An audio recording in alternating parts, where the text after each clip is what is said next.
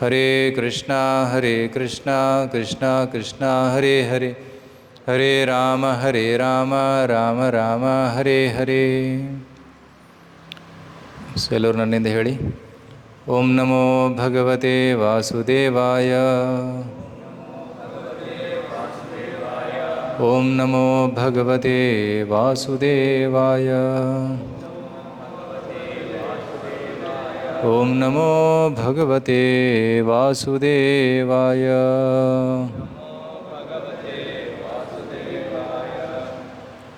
ನಾರಾಯಣಂ ನಮಸ್ಕೃತ್ಯ ನರಂ ಚೈವ ನರೋತ್ತಮಂ ದೇವೀಂ ಸರಸ್ವತೀಂ ವ್ಯಾಸಂ ತತೋ ಜಯಮುದೀರಯೇತ್. ನಷ್ಟಪ್ರಾಯೇಷು ಭದ್ರೇಷು ನಿತ್ಯಂ ಭಾಗವತ ಸೇವಯಾ ಭಗವತಿ ಉತ್ತಮ ಶ್ಲೋಕೆ ಭಕ್ತಿರ್ಭವತಿ ನೈಷ್ಟಿಕಿ.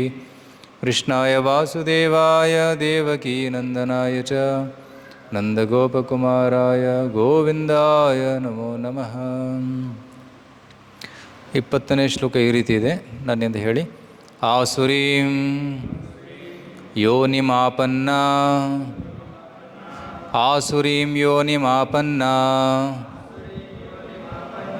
ಮೂಢಾ ಜನ್ಮನಿ ಜನ್ಮನಿ ಮೂಢಾ ಜನ್ಮನಿ ಜನ್ಮನಿ ಮೂಢಾ ಜನ್ಮನಿ ಜನ್ಮನಿ ಮಾಂ ಅಪ್ರಾಪ್ಯ ಏವ ಕೌಂತೇಯ ಮಾಂ ಅಪ್ರಾಪ್ಯ ಇವ ಕೌಂತೇಯ ಮಾಂ ಅಪ್ರಾಪ್ಯ ಇವ ಕೌಂತೇಯ ತತೋ ಯಾಂತಿ ಅಧಮಾಂ ಗತಿಂ ತತೋ ಯಾಂತ್ಯಧಮಾಂ ಗತಿಂ ತತೋ ಯಾಂತ್ಯಧಮಾಂ ಗತಿಂ. ಆಸುರೀಂ ಯೋನಿಮಾಪನ್ನ ಮೂಢಾ ಜನ್ಮನಿ ಜನ್ಮನಿ ಮಾಮಪ್ರಾಪ್ಯ ಇವ ಕೌಂತೇಯ ತತೋ ಯಾಂತ್ಯಧಮಾಂ ಗತಿಂ. ಈ ಶ್ಲೋಕದ ಅನುವಾದ ಈ ರೀತಿ ಇದೆ. ಕುಂತಿಯ ಮಗನಾದ ಅರ್ಜುನನೇ, ಆಸುರಿ ಜೀವ ವರ್ಗಗಳಲ್ಲಿ ಮತ್ತೆ ಮತ್ತೆ ಹುಟ್ಟುವ ಇಂತಹ ಜನರು ಎಂದೂ ನನ್ನ ಬಳಿಗೆ ಬರಲಾರರು. ಕ್ರಮೇಣ ಅವರು ಅತ್ಯಂತ ಅಸಹ್ಯಕರ ಬಗೆಯ ಅಸ್ತಿತ್ವಕ್ಕೆ ಇಳಿಯುತ್ತಾರೆ. ಯಾರ ಬಗ್ಗೆ ಕೃಷ್ಣ ಹೇಳ್ತಾ ಇದ್ದಾರೆ? ಆಸುರರ ಬಗ್ಗೆ ಹೇಳ್ತಾ ಇದ್ದಾರೆ. ಆಸುರಿ ಯೋನಿಯನ್ನು ಅವರು ಪಡೆದುಕೊಳ್ತಾರೆ. ಆಸುರಿ ಯೋನಿ ಅಪನಿ ಮೂಢ ಜನ್ಮನಿ ಜನ್ಮನಿ, ಪ್ರತಿ ಜನ್ಮದಲ್ಲಿ ಅವರು ಮತ್ತೆ ಮತ್ತೆ ಹುಟ್ಟಿ ಬರ್ತಾರೆ ಅಸುರ ಯೋನಿಯಲ್ಲಿ. ಮತ್ತು ನನ್ನನ್ನು ಅವರು ಪಡೆಯೋದಿಲ್ಲ. ಮಾಂ ಅಪ್ರಾಪ್ಯ ಇವ ತಥೋ ಯಾಂತಿ ಅಧಮಾಂ ಗತಿಂ, ಅವರು ಅಧೋಗತಿಯನ್ನು ಪಡಿತಾ ಹೋಗ್ತಾರೆ. ನನ್ನಿಂದ ಹೇಳಿ. ಕುಂತಿಯ ಮಗನಾದ ಅರ್ಜುನನೇ, ಆಸುರಿ ಜೀವವರ್ಗಗಳಲ್ಲಿ ಮತ್ತೆ ಮತ್ತೆ ಹುಟ್ಟುವ ಇಂತಹ ಜನರು ಎಂದೂ ನನ್ನ ಬಳಿಗೆ ಬರಲಾರರು. ಕ್ರಮೇಣ ಅವರು ಅತ್ಯಂತ ಅಸಹ್ಯಕರ ಬಗೆಯ ಅಸ್ತಿತ್ವಕ್ಕೆ ಇಳಿಯುತ್ತಾರೆ. ಭಾವಾರ್ಥ: ಭಗವಂತನು ಸರ್ವದಯಾಪರ ಎಂದು ಗೊತ್ತಿದೆ. ಆದರೆ ಆಸುರಿ ಸ್ವಭಾವದವರಿಗೆ ದೇವರು ಎಂದೂ ದಯೆ ತೋರಿಸುವುದಿಲ್ಲ ಎಂಬುದನ್ನು ಇಲ್ಲಿ ಕಾಣುತ್ತೇವೆ. ಈ ಮಾತನ್ನು ಇಲ್ಲಿ ಸ್ಪಷ್ಟವಾಗಿ ಹೇಳಿದೆ. ಜನ್ಮ ಜನ್ಮಾಂತರಗಳಲ್ಲಿಯೂ ಅವರಂತಹ ಅಸುರರ ಗರ್ಭಗಳಲ್ಲಿಯೇ ಅವರನ್ನು ಇಡಲಾಗುವುದು. ಪರಮಪ್ರಭುವಿನ ಕರುಣೆಯನ್ನು ಪಡೆಯದೆ ಅವರು ಕೆಳಕ್ಕೆ ಹೋಗುವರು. ಕಡೆಗೆ ಬೆಕ್ಕುಗಳು, ನಾಯಿಗಳು ಮತ್ತು ಹಂದಿಗಳಂತಹ ದೇಹಗಳನ್ನು ಅವರು ಪಡೆಯುತ್ತಾರೆ. ಮುಂದಿನ ಜನ್ಮದಲ್ಲಿ ಯಾವ ಘಟ್ಟದಲ್ಲಿಯೂ ಇಂತಹ ಅಸುರರಿಗೆ ಭಗವಂತನ ದಯೆಯು ದೊರಕುವ ಸಾಧ್ಯತೆ ಇಲ್ಲ ಎಂದು ಇಲ್ಲಿ ಸ್ಪಷ್ಟವಾಗಿ ಹೇಳಿದೆ. ವೇದಗಳಲ್ಲಿಯೂ ಇಂತಹ ಜನರು ನಾಯಿಗಳು, ಹಂದಿಗಳು ಆಗುವ ದುರ್ಗತಿಗೆ ಬರುತ್ತಾರೆ ಎಂದು ಹೇಳಿದೆ.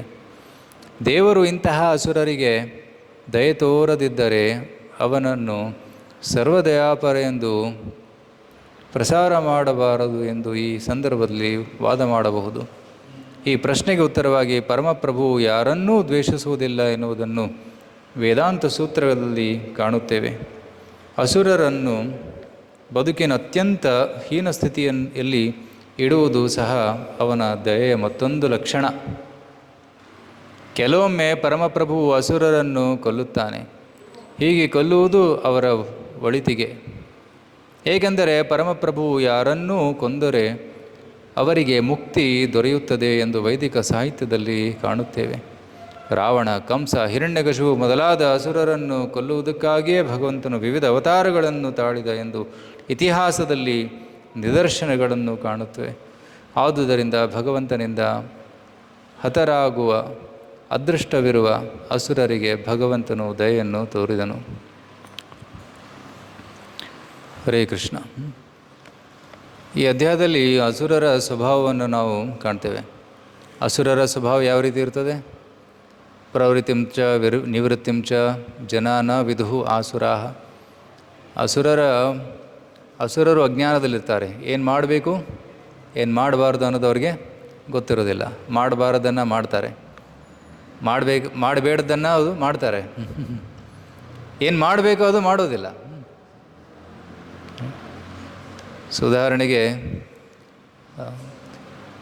ಭಗವಂತ ನಮಗೆ ತಿಳುವಳಿಕೆ ಕೊಟ್ಟಿದ್ದಾನೆ, ಏನು ತಿನ್ನಬೇಕು ಏನು ತಿನ್ನಬಾರ್ದು ಅಂತ.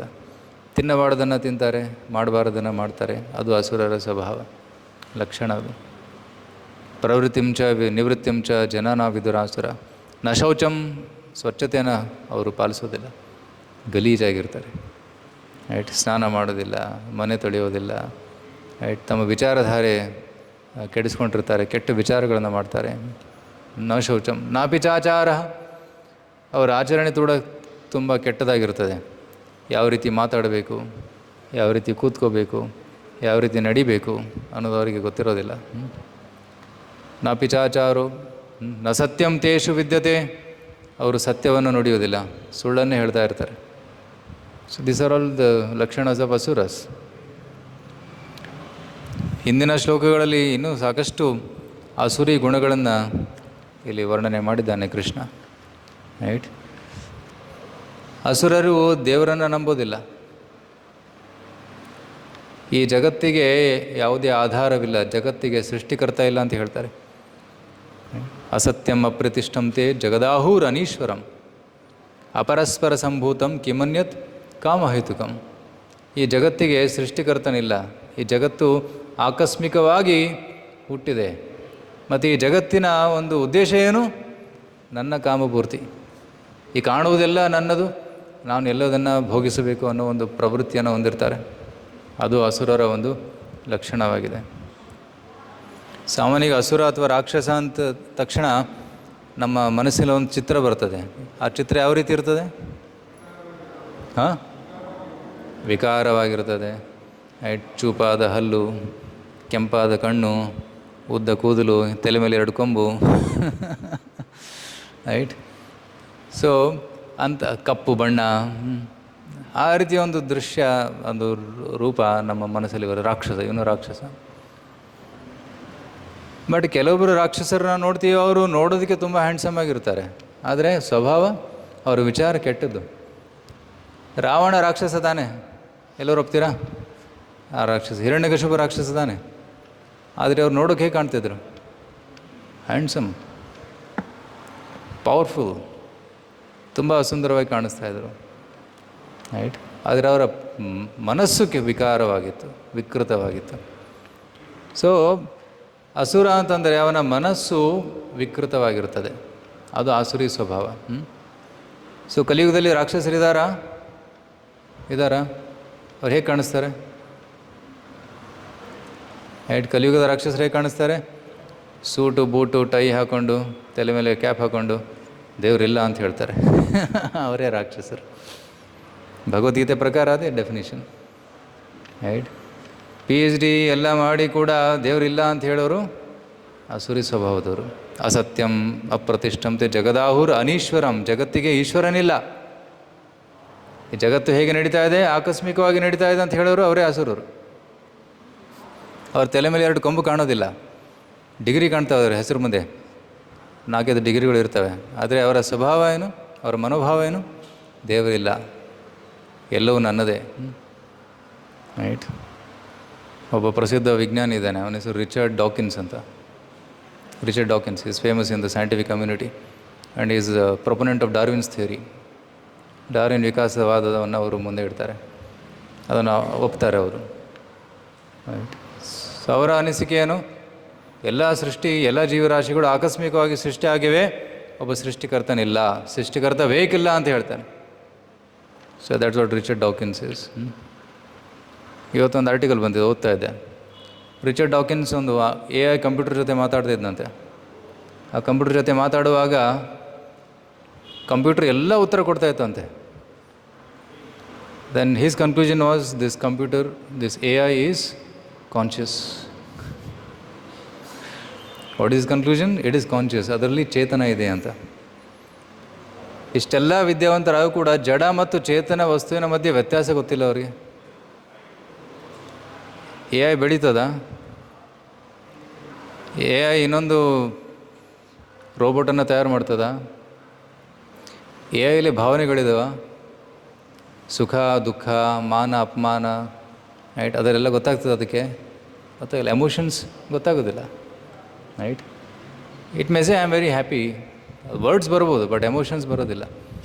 ಯಾಕೆಂದರೆ ಶಾಸ್ತ್ರದ ಪ್ರಕಾರ ಆ ಒಂದು ಎಮೋಷನ್ಸ್ ಅಥವಾ ಚೇತನ ಎಲ್ಲಿಂದ ಬರ್ತದೆ? ಚಿತ್ ವಸ್ತುವಿನಿಂದ ಬರ್ತದೆ ಚೇತನ. ಅದ್ಯಾವುದು? ಆತ್ಮ. ಆತ್ಮ ಎಲ್ಲಿದೆ ಅಲ್ಲಿ ಚೇತನ ಇದೆ, ಆತ್ಮ ಎಲ್ಲಿಲ್ಲ ಅಲ್ಲಿ ಚೇತನವಿಲ್ಲ. ಈ ಟೇಬಲು, ಚೇರು, ಅದರಲ್ಲಿ ಚೇತನ ಇಲ್ಲ. ರೈಟ್. ಈ ಕ್ಯಾಮ್ರಾಗೆ ಚೇತನ ಇದೆಯಾ? ಇಲ್ಲ, ಅದು ರೆಕಾರ್ಡ್ ಮಾಡ್ತದೆ ಅಷ್ಟೇ. ಬಟ್ ನಮಗೆ ಚೇತನ ಇದೆ, ನಮ್ಮಲ್ಲಿ ಚೇತನ. ಯಾಕೆಂದರೆ ನಾವು ಆತ್ಮಕ್ಕೆ ಚೇತನವಿದೆ. ಈ ಜಡ ಮತ್ತು ಚೇತನ ವಸ್ತುವಿನ ಒಂದು ವ್ಯತ್ಯಾಸ ಈವನ್ ಪ್ರಸಿದ್ಧ ವಿಜ್ಞಾನಿಗಳಿಗೂ ತಿಳಿದಿಲ್ಲ ಅಂತ ನಾವು ಹೇಳ್ಬೋದು. ಶ್ರೀಲ ಪ್ರಭುಪಾದರ ಒಂದು ಲೆಕ್ಚರ್ ಕೇಳ್ತಾ ಇದ್ದೆ ನಾನು. ಪ್ರಭುಪಾದ ಹೇಳ್ತಾ ಇದ್ರು, ವಾಟ್ ಈಸ್ ಎಜುಕೇಷನ್? ರೈಟ್. ವಿದ್ಯಾವಂತರಂದರೆ ಯಾರು? BTech ಮಾಡಿದವರ, MTech ಮಾಡಿದವರ, PhD ಮಾಡಿದವರ, ಅವರು ವಿದ್ಯಾವಂತರ? ಅಥವಾ ಹೇಗೆ ಕಾರ್ ರಿಪೇರ್ ಮಾಡಬೇಕು ಅಂತ ಗೊತ್ತು, ಅವರು ವಿದ್ಯಾವಂತರ? ಹೇಗೆ ಮನೆ ಕಟ್ಟಬೇಕು ಅನ್ನೋದು ಗೊತ್ತು, ಸಿವಿಲ್ ಇಂಜಿನಿಯರ್ ಗೊತ್ತು, ಅವರು ವಿದ್ಯಾವಂತರ? ನಿಜವಾದ ವಿದ್ಯೆ ಅಂದರೆ ಏನು? ಪ್ರಭುಪಾದ ಹೇಳ್ತಾಯಿದ್ರು, ದೀಸ್ ಆರ್ ಆಲ್ ಸ್ಕಿಲ್ಸ್. ಮನೆ ಹೇಗೆ ಕಟ್ಟಬೇಕು ಅನ್ನೋದು ಅದೊಂದು ಕೌಶಲ್ಯತೆ, ಅದು ವಿದ್ಯೆ ಅಲ್ಲ. ನಿಜವಾದ ವಿದ್ಯೆ ಅಂತಂದರೆ ಯಾವಾಗ ನಾವು ಆತ್ಮವಿದ್ಯೆಯನ್ನು ಕಲಿತೀವಿ, ಅದು ನಿಜವಾದ ವಿದ್ಯೆ. Education. What is education? Education means to bring out the qualities of the soul. ಆತ್ಮದ ನಿಜವಾದ ಗುಣಗಳನ್ನು ನಾವು ಹೊರತರುವುದೇ ವಿದ್ಯೆ. ಸೊ ನಿಜವಾದ ವಿದ್ಯೆ ಏನು? ಭಗವದ್ಗೀತೆ. ಯಾರು ಭಗವದ್ಗೀತೆಯನ್ನು ತಿಳ್ಕೊಂಡಿದ್ದಾರೆ ಅವರು ನಿಜವಾದ ವಿದ್ಯಾವಂತರು. ಯಾರಿಗೆ ಜಡ ಮತ್ತು ಚೇತನ ವಸ್ತುವಿನ ಮಧ್ಯೆ ವ್ಯತ್ಯಾಸ ಗೊತ್ತು, ಅವರು ವಿದ್ಯಾವಂತರು. ಯಾರಿಗೆ ದೇವರು ಯಾರು ಅನ್ನೋದು ಗೊತ್ತು, ಅವರು ನಿಜವಾಗ್ಲೂ ವಿದ್ಯಾವಂತರು. ಸೊ ಅಸುರರು ಕೂಡ ಸಾಕಷ್ಟು ಓದ್ತಾರೆ, ಬಟ್ ಆ ಓದಿನಿಂದ ಅವರು ದೇವರಿಂದ ದೂರ ಆಗ್ತಾರೆ, ದೇವರಿಲ್ಲ ಅಂತ ಹೇಳ್ತಾರೆ. So that is called ignorance, isn't it? But ಯಾರು ಎಲ್ಲವನ್ನು ಓದಿ ಕೂಡ ಭಗವಂತನ ಮಹಿಮೆಯನ್ನು ಅದರಿಂದ ಅರ್ಥ ಮಾಡ್ಕೊತಾರೆ, ಅವರು ನಿಜವಾಗ್ಲೂ ವಿದ್ಯಾವಂತರು. ಸಪೋಸ್ ಯಾರು ಕೆಮಿಸ್ಟ್ರಿ, ಫಿಸಿಕ್ಸು, ಇಂಜಿನಿಯರಿಂಗು, ಮೆಡಿಕಲ್ ಓದ್ತಾರೆ, ಅದನ್ನು ಓದಿ ಭಗವಂತನ ಸೃಷ್ಟಿಯಷ್ಟು ಅದ್ಭುತವಾಗಿದೆ, ಭಗವಂತನ ಸೃಷ್ಟಿಯನ್ನು ಅವರು ಪ್ರಶಂಸೆ ಮಾಡ್ತಾರೆ, ಮತ್ತು ಭಗವಂತನ ಪ್ರಶಂಸೆ ಮಾಡ್ತಾರೆ. If creation is so wonderful, how wonderful must be the creator. ಸೃಷ್ಟಿ ಎಷ್ಟು ಅದ್ಭುತವಾಗಿದ್ದರೆ ಸೃಷ್ಟಿಕರ್ತ ಎಷ್ಟು ಅದ್ಭುತವಾಗಿದ್ದಾನೆ, ಇಸ್ಂಟ್ ಇಟ್? ನಾವೊಂದು ಕಮಲದ ಹೂವನ್ನು ನೋಡಿ ಮೆಚ್ತೀವಿ, ಎಷ್ಟು ಸುಂದರವಾಗಿದೆ. ಆದರೆ ನಿಜವಾದ ವ್ಯಕ್ತಿ ಏನು ಪ್ರಶ್ನೆ ಮಾಡ್ತಾನೆ? ಯಾರು ಸೃಷ್ಟಿ ಮಾಡಿದ್ದಿದ್ದನ್ನು? ಇದು ದೇವರು ಸೃಷ್ಟಿ ಮಾಡಿರೋದು, ಸೊ ಇದನ್ನು ದೇವರಿಗೆ ಅರ್ಪಿಸೋಣ. ಅದರಲ್ಲಿ ಪರಿಮಳ ಇದೆ, ಅದೊಂದು ಏನಾದರೂ ಮೃದು, ಇಟ್ಸ್ ಸೋ ಸಾಫ್ಟ್, ಡೆಲಿಕೇಟ್ ಆಗಿದೆ. ಅದನ್ನೆಲ್ಲ ಸೃಷ್ಟಿ ಮಾಡೋದು ಯಾರು? ಅದು ಮಣ್ಣಿನಂದೇ ಸೃಷ್ಟಿ ಮಾಡಿರೋದು. ಮಣ್ಣಲ್ಲಿ ಬೀಜ ಬಿತ್ತಿದ್ರೆ ಅದು ಹೂ ಬರ್ತದೆ. So admire the creation, but also admire the creator. ಸೃಷ್ಟಿಕರ್ತನನ್ನು ನಾವು ಪ್ರಶಂಸಿಸಬೇಕಾಗ್ತದೆ. ಸೊ ಆದರೆ ಅಸುರರು ಏನು ಹೇಳ್ತಾರೆ? ಇದೆಲ್ಲ ನನ್ನದೇ, ದೇವರಿಲ್ಲ, ಅದಕ್ಕೆ ಎಂಜಾಯ್ ಮಾಡಿ ಅಂತಾನೆ. ಅದು ಅಸುರರ ಸ್ವಭಾವ. ಪ್ರಭುಪಾದರಲ್ಲಿ ಹಿರಣ್ಯಕಶಿಪು, ಕಂಸ, ರಾವಣರ ಬಗ್ಗೆ ಹೇಳ್ತಾ ಇದ್ದಾರೆ. ಹಿರಣ್ಯಕಶಿಪು ಅವನ ಒಂದು ನೋಟ ಹೇಗಿತ್ತು? ಕಂಡಿದ್ದೆಲ್ಲ ನನ್ನದು. ಹಿರಣ್ಯ ಅಂತಂದರೆ ಚಿನ್ನ, ಕಶಿಪು ಅಂತಂದರೆ ಇಂದ್ರಿಯ ಸುಖ, ಮೈಥುನ ಸುಖ. ಸೊ ಯಾರು ಇಂದ್ರಿಯ ಸುಖ ಮತ್ತು ಚಿನ್ನಕ್ಕೆ ಆಕರ್ಷಿತರಾಗಿದ್ದಾರೆ, ಕಂಡಿದ್ದೆಲ್ಲ ನನ್ನದೇ, ಎಲ್ಲರ ಸಂಪತ್ತು ನನ್ನದೇ, ಭೂಲೋಕ ನನ್ನದು, ಸ್ವರ್ಗಲೋಕವು ನನ್ನದು, 3 ಲೋಕಗಳು ನನ್ನದು ಅಂತ ಯಾರು ಭಾವಿಸ್ತಾರೆ, ಅಂಥದ್ದೊಂದು ಮನೋಭಾವ ಇರೋರು ಹಿರಣ್ಯಕಶಿಪು. ಆಧುನಿಕ ಯುಗದಲ್ಲೂ ಹಿರಣ್ಯಕಶಿಪು ಮೆಂಟಾಲಿಟಿ ಇರೋರು ಇದ್ದಾರೆ, ರೈಟ್. ಎಲ್ಲ ರಾಷ್ಟ್ರವು ನನ್ನದೇ ಅಂತ ಹೇಳೋರಿದ್ದಾರೆ, ಎಲ್ಲ ಜಗತ್ತಿನ ಎಲ್ಲ ಎಣ್ಣೆ ನನ್ನದೇ ಅಂತ ಹೇಳೋರಿದ್ದಾರೆ. ಇದು ಮಾಡರ್ನ್ ಹಿರಣ್ಯಕಶಿಪು. ಅದಕ್ಕೋಸ್ಕರ ನಾವು ಯುದ್ಧನೂ ಮಾಡ್ತೀವಿ, ಕಬ್ಜಾ ಮಾಡ್ತೀವಿ, ಏನಾದರೂ ಮಾಡ್ತೀವಿ. So what is that is Hiranyakashipu mentality. So ಆ ಮನೋಭಾವವನ್ನು ಬದಲಾಯಿಸಬೇಕು. ಇಡೀ ಜಗತ್ತು ಭಗವಂತನದು, ನನ್ನದಲ್ಲ. ಈಶಾವಾಸ್ಯಮಿದಂ ಸರ್ವಂ ಯತ್ಕಿಂಚ ಜಗತ್ಯಾಂ ಜಗತ್ತೇನ ತ್ಯಕ್ತೇನ ಭುಂಜೀತ ಮಾಗೃತ ಕಸ್ಯ ಸ್ವಿಧನಂ. ಈಶಾವಾಸ್ಯಮಿದಂ ಸರ್ವಂ, ಎಲ್ಲ ಜಗತ್ತು ಭಗವಂತನದು, ಭಗವಂತನ ವಶದಲ್ಲಿದೆ, right.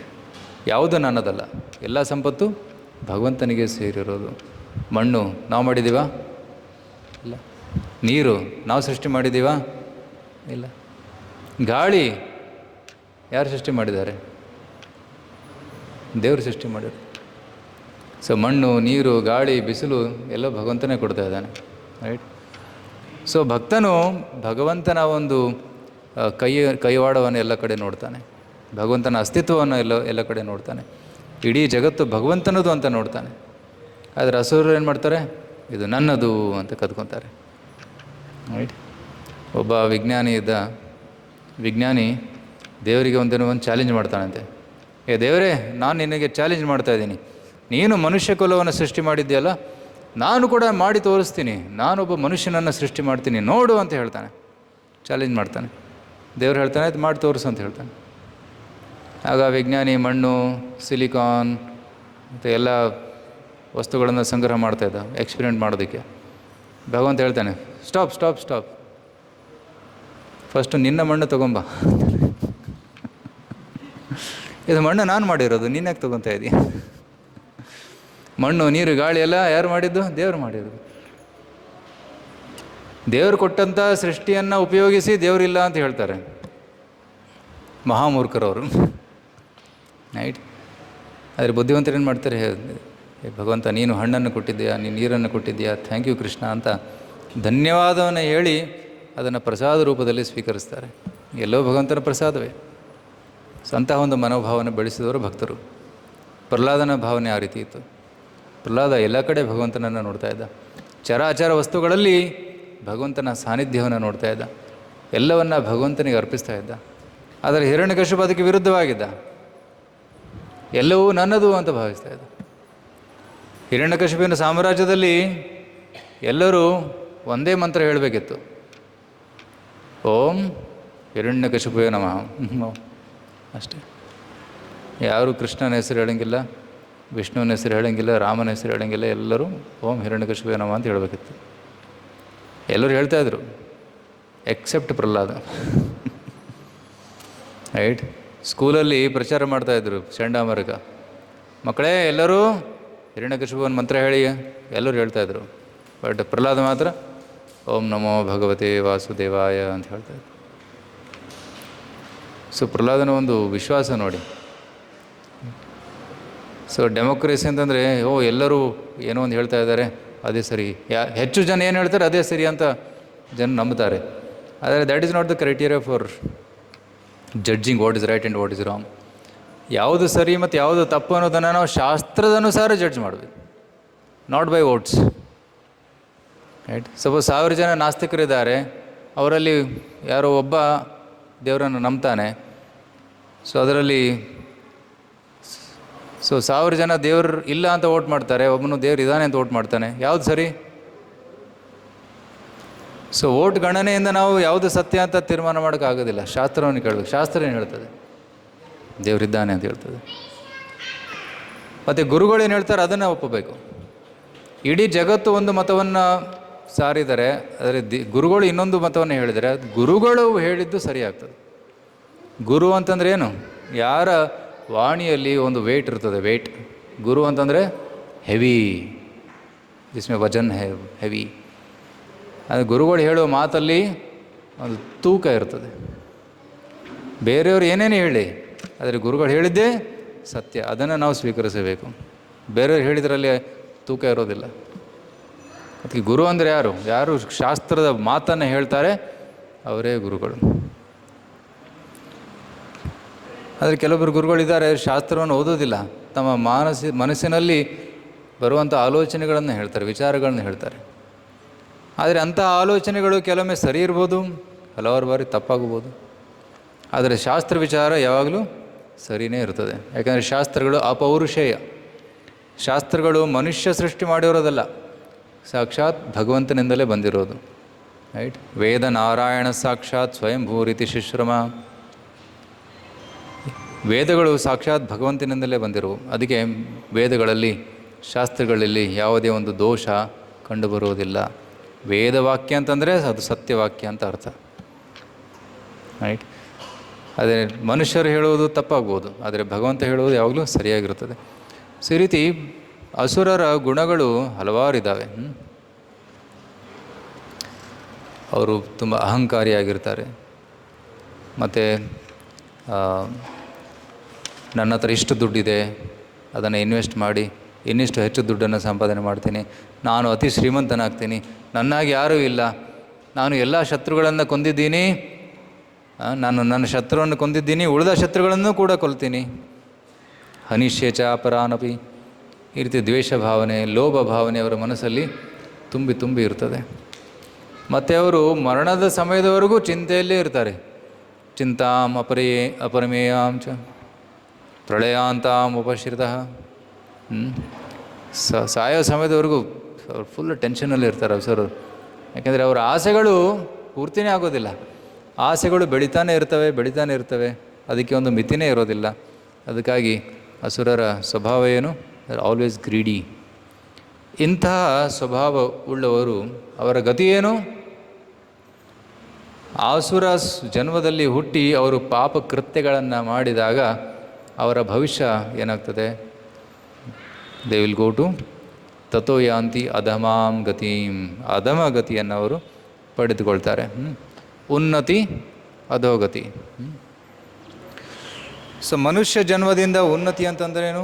Going to higher species of life. Right? ಮನುಷ್ಯ ಜನ್ಮದಿಂದ ಒಬ್ಬ ವ್ಯಕ್ತಿ ದೇವತೆ ಆಗ್ಬೋದು, ಸ್ವರ್ಗಕ್ಕೆ ಹೋಗಬಹುದು, ಗಂಧರ್ವರಾಗ್ಬೋದು, ವಿದ್ಯಾಧರರಾಗ್ಬೋದು. ಸೊ ಅದು ಉನ್ನತಿ. ಪುಣ್ಯವನ್ನು ಮಾಡಿ ಅವರು ಮೇಲಕ್ಕೆ ಹೋಗ್ತಾ ಇದ್ದಾರೆ. ಆದರೆ ಕೆಲವು ಜನ ಪಾಪವನ್ನು ಮಾಡಿ, ಅಸುರರು ಪಾಪವನ್ನು ಮಾಡಿ ಏನಾಗ್ತದೆ? ಅವರು ಅಧೋಗತಿ. ಅಧೋಗತಿ ಅಂತಂದರೆ ಅವರು ನಾಯಿಯಾಗಿ ಅಥವಾ ಬೆಕ್ಕಾಗಿ, ಹಂದಿಯಾಗಿ, ಕೀಟವಾಗಿ ಅಥವಾ ಗಿಡಮರವಾಗಿ ಹುಟ್ಟಿ ಬರಬಹುದು. ಅದು ಅಧಮಾಂ ಗತಿ. ರೈಟ್? ಇದರ ಪಾಪಕರ್ಮದ ಅನುಸಾರ ಅವರಿಗೆ ಪಾಪ ಯೋನಿ ದೊರಕುತ್ತದೆ. ಸೊ ಪ್ರಾಣಿ ಯೋನಿಗೆ ಪಾಪ ಯೋನಿ ಅಂತ ಕರೀತಾರೆ. ಇದರ ಪಾಪ ಮಾಡಿದವರಿಗೆ ಆ ಒಂದು ದೇಹ ಸಿಗ್ತದೆ. ನೋಡಿ, ಎಲ್ಲ ಯೋನಿಗಳಲ್ಲಿ ಯಾವುದು ಶ್ರೇಷ್ಠವಾದ ಒಂದು ಯೋನಿ?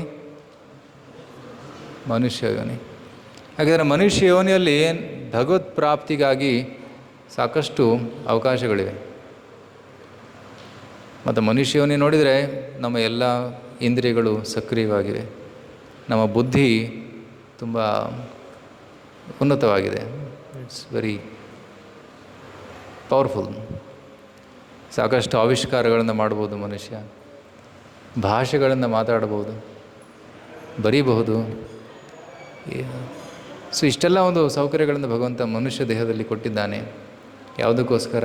ಭಗವತ್ ಪ್ರಾಪ್ತಿಗೋಸ್ಕರ. ಆದರೆ ಪ್ರಾಣಿ ಯೋನಿಯಲ್ಲಿ ನೋಡಿದರೆ ಪ್ರಾಣಿಗಳಿಗೆ ಮಾತಾಡೋಕ್ಕಾಗೋದಿಲ್ಲ, ಪ್ರಾಣಿ ಯೋನಿಯಲ್ಲಿ ಓದೋಕ್ಕಾಗೋದಿಲ್ಲ, ಬರೆಯೋಕ್ಕಾಗೋದಿಲ್ಲ. ನಾಯಿ ಜನ್ಮದಲ್ಲಿ ಹೋದರೆ ಕೇವಲ ಬೌ ಅಂತ ಮಾತಾಡ್ತದೆ ಅಷ್ಟೆ. ಬೆಕ್ಕಿನ ಯೋನಿಯಲ್ಲಿ ಹೋದರೆ ಮ್ಯಾವ್ ಮ್ಯಾವ್ ಅಷ್ಟೇ. ಏನು ಕಮ್ಯುನಿಕೇಟ್ ಮಾಡಬೇಕಿದ್ರೂ ಈ ಎರಡು ವಾಕ್ಯಗಳಲ್ಲೇ ಮಾಡಬೇಕು. ರೈಟ್? ಮತ್ತು ಪ್ರಾಣಿ ಯೋನಿಯಲ್ಲಿ ಸಾಕಷ್ಟು ಕಾಂಪಿಟೇಷನ್ ಇರ್ತದೆ. Survival of the fittest, competition for survival of existence. ನೋಡಿ, ಒಂದು ಬಡಾವಣೆಯಲ್ಲಿ ಒಂದು ನಾಯಿ ಇರ್ತದೆ, ಇನ್ನೊಂದು ಬಡಾವಣೆ ನಾಯಿ ಅಲ್ಲಿ ಬಂದ ಮೇಲೆ ಜಗಳ, ಬೌ ನನ್ನ ಏರಿಯಾಗೆ ಯಾಕೆ ಬಂದಿದ್ದೀಯಾ ನೀನು? ಅದನ್ನು ಅದು ಓಡಿಸ್ತದೆ. ಯಾಕೆಂದರೆ ಇದು ನನ್ನ ಏರಿಯಾ, ನಾನು ಇಲ್ಲಿರಬೇಕು, ಏರಿಯಾ ಬಿಟ್ಟರೆ ನಾನೆಲ್ಲಿ ಹೋಗಲಿ, ಆ ರೀತಿ. ಸೊ ಕಾಂಪಿಟೇಷನ್ ಸಖತ್ತಾಗಿದೆ ಪ್ರಾಣಿ ಯೋನಿಗಳಲ್ಲಿ. ಸೊ ಸಪೋಸ್ ಒಂದು 4-5 ನಾಯಿಗಳಿವೆ, ಏನೋ ಒಂದು ರೋಟಿ ಅಥವಾ ಏನಾದರೂ ಅದು ಕೊಟ್ಟರೆ ಎಲ್ಲವೂ ಬಂದು ಕಿತ್ತಾಡ್ತವೆ, ನನಗೆ ಬೇಕು ನನಗೆ ಬೇಕು ನನಗೆ ಬೇಕು ಅಂತ. ತುಂಬ ಕಾಂಪಿಟೇಷನ್. ಆದರೆ ಮನುಷ್ಯ ಯೋನಿಯಲ್ಲಿ ಅಷ್ಟು ಕಾಂಪಿಟೇಷನ್ ಇಲ್ಲ. ಹೊಟ್ಟೆಪಾಟಿಗೋಸ್ಕರ ಅಷ್ಟು ಬಡ್ದಾಡಬೇಕಂತ ಇಲ್ಲ, ಹೌದಲ್ಲ. ಎಲ್ಲರೂ ತಮ್ಮ ಮನೆಯಲ್ಲಿ ಒಂದೆಷ್ಟು ಬೆಳಗ್ಗೆ 2 ಹೊತ್ತು ಊಟ ಆದರೂ ಸಿಗ್ತದೆ, ಅಷ್ಟೊಂದು ಅವಶ್ಯಕತೆಗಳನ್ನು ಭಗವಂತ ಪೂರೈಸಿದ್ದಾನೆ. ಅದೇ ಪ್ರಾಣಿ ಯೋನಿಯಲ್ಲಿ ಕೂಡ ಆ ಒಂದು ಅವಶ್ಯಕತೆಗಳನ್ನು ಪೂರೈಸಿದ್ದಾನೆ. ಅದರಲ್ಲಿ ಹೆಚ್ಚು ಸ್ವಲ್ಪ ಕಷ್ಟ ಇದೆ ಅಲ್ಲಿ ಪ್ರಾಣಿ ಯೋನಿಗಳಲ್ಲಿ, ಲಾಟ್ ಆಫ್ ಕಾಂಪಿಟೇಷನ್. ಯಾಕೆಂದರೆ ಜೀವಸ್ಯ ಜೀವನಂ, ಒಂದು ಜೀವ ಇನ್ನೊಂದು ಜೀವಕ್ಕೆ ಆಹಾರವಾಗಿದ್ದಾನೆ. ಅದಕ್ಕಾಗಿ ಜೀವಸ್ಯ ಜೀವನಂ, ತುಂಬ ಕಾಂಪಿಟೇಷನ್ ಇರ್ತದೆ. ಆದರೆ ಮನುಷ್ಯ ಯೋನಿಯಲ್ಲಿ ಅಷ್ಟಿಲ್ಲ. ಯಾಕೆಂದರೆ ಮನುಷ್ಯ ಯೋನಿಯಲ್ಲಿ ಕಾಂಪಿಟೇಷನ್ಗೋಸ್ಕರ ಸೃಷ್ಟಿ ಮಾಡಿಲ್ಲ, ಮನುಷ್ಯ ಯೋನಿಯನ್ನು ಭಗವತ್ ಪ್ರಾಪ್ತಿಗೋಸ್ಕರ ಸೃಷ್ಟಿ ಮಾಡಿದ್ದಾರೆ. ರೈಟ್. ಸೊ ಭಗವಂತ ಎಲ್ಲ ಜೀವರಾಶಿಗಳನ್ನು ಸೃಷ್ಟಿ ಮಾಡಿದ ಮೇಲೆ ಕೊನೆಯಲ್ಲಿ ಮನುಷ್ಯ ಯೋನಿಯನ್ನು ಸೃಷ್ಟಿ ಮಾಡಿದಂತೆ. ಮತ್ತು ಮನುಷ್ಯ ಯೋನಿಯಲ್ಲಿ ಎಲ್ಲ ಅವಶ್ಯಕತೆಗಳನ್ನು ಕೊಟ್ಟನಂತೆ. ಮತ್ತು ಮನುಷ್ಯನನ್ನು ತನ್ನ ಥರನೇ ತನ್ನ ರೂಪದಲ್ಲಿಯೇ ಸೃಷ್ಟಿ ಮಾಡಿದಾನಂತೆ. ನೋಡಿ ಕೃಷ್ಣ ನೋಡಿ ಹೇಗೆ ಕಾಣಿಸ್ತಾನೆ, ದ್ವಿಭುಜ ರೂಪ. So we are created in the image of god. So that's A human life is special. ಮನುಷ್ಯ ಯೋನಿ ತುಂಬ ಸ್ಪೆಷಲ್ ಆಗಿದೆ. ಆದರೆ ಮನುಷ್ಯ ಯೋನಿಯಲ್ಲಿ ಬಂದು ಕೂಡ ಭಗವಂತನಿಗೆ ಶರಣಾಗಲಿಲ್ಲ ಅಂದರೆ, ಭಗವಂತನ ನಾಮ ತಗೊಳ್ಳಿಲ್ಲ ಅಂದರೆ ಮನುಷ್ಯ ಜನ್ಮ ಏನಾಗ್ತದೆ, ವ್ಯರ್ಥವಾಗ್ತದೆ. ರೈಟ್. ಏಸು ಕಾಯಂಗಳ ಕಳೆದು 84 ಲಕ್ಷ ಜೀವರಾಶಿಯನ್ನು ದಾಟಿ ಬಂತು ಈ ಶರೀರ. ಎಷ್ಟೊಂದು ಯೋನಿಗಳನ್ನು ದಾಟಿ ಫೈನಲಿ ಮನುಷ್ಯ ಯೋನಿ ಬಂದಿದ್ದೀವಿ.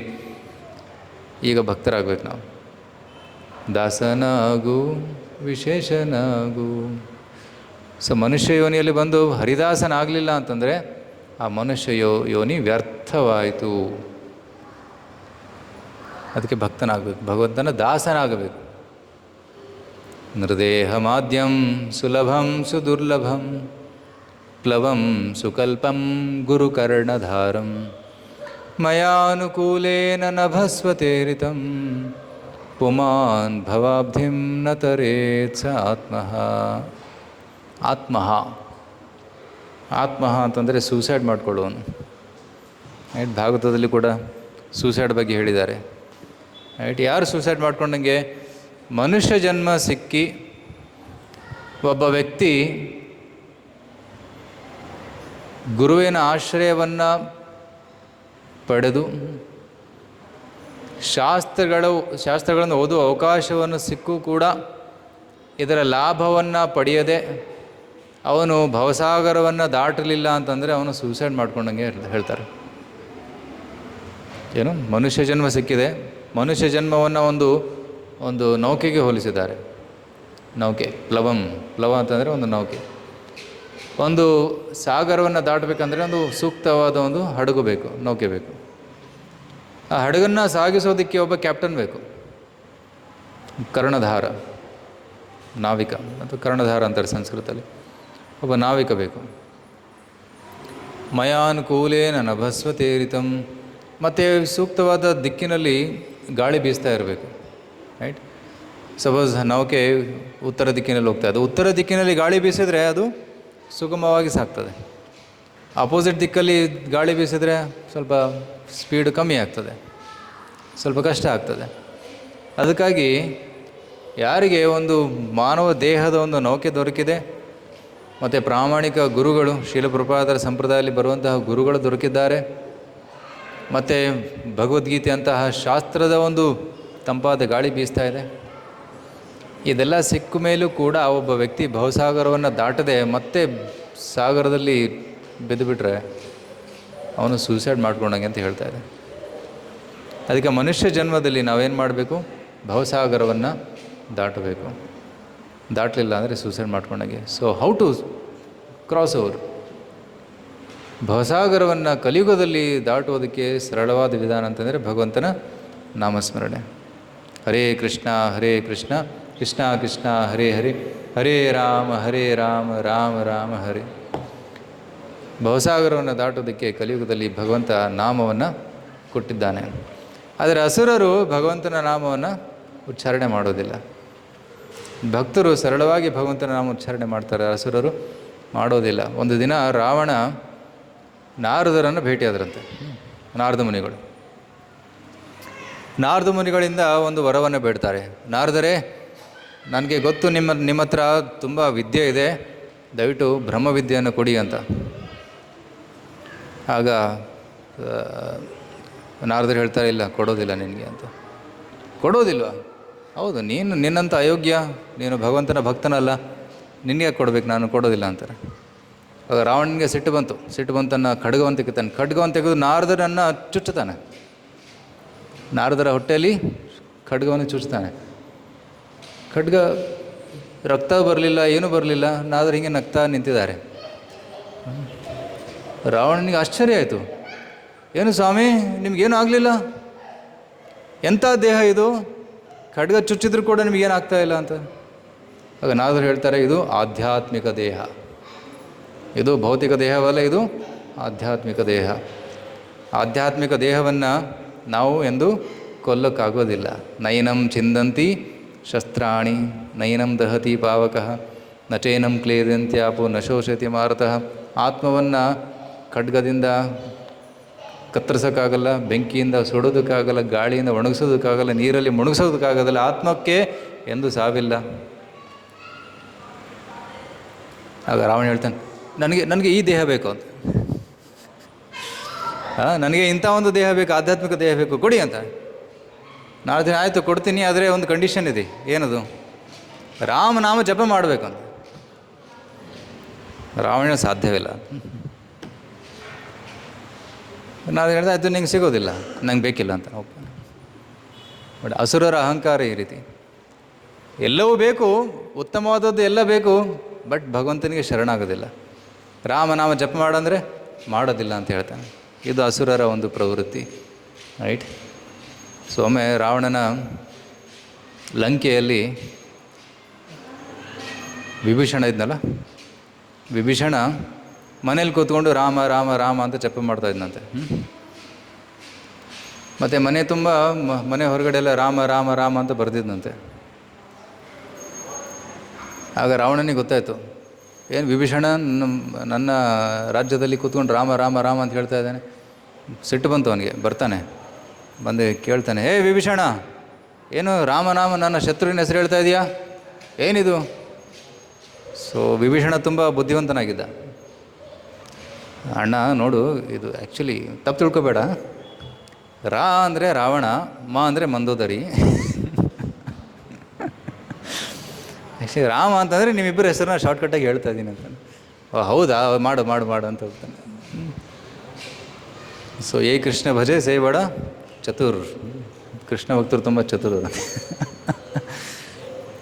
ಸೊ ಅಸುರರು ರಾಮನಾಮನೆಂದು ಹೇಳೋದಿಲ್ಲ, ಆದರೆ ಭಗವಂತನ ಭಕ್ತರು ರಾಮನಾಮವನ್ನು ಸತತವಾಗಿ ಹೇಳ್ತಾರೆ. ಅದಕ್ಕೆ ಆಸುರಿಂ ಯೋನಿಂ ಆಪನ್ನ ಮೂಢ ಜನ್ಮನಿ ಜನ್ಮನಿ. ಪ್ರತಿ ಜನ್ಮದಲ್ಲಿ ಅವರು ಅಸುರ ಯೋನಿಯನ್ನು ಪಡೆದುಕೊಂಡು ಮಾಂ ಅಪ್ರಾಪ್ಯೈವ ಕೌಂತೆಯ ತಥೋ ಯಾಂತಿ ಅಧಮಾಂ ಗತಿಂ, ಅಧೋಗತಿಯನ್ನು ಪಡೆದುಕೊಳ್ತಾರೆ ಅಂತ ಇಲ್ಲಿ ಕೃಷ್ಣ ಹೇಳ್ತಾ ಇದ್ದಾನೆ. ಸೊ ಇಲ್ಲಿ ದುರ್ಗತಿಯನ್ನು ಪಡಿತಾರೆ.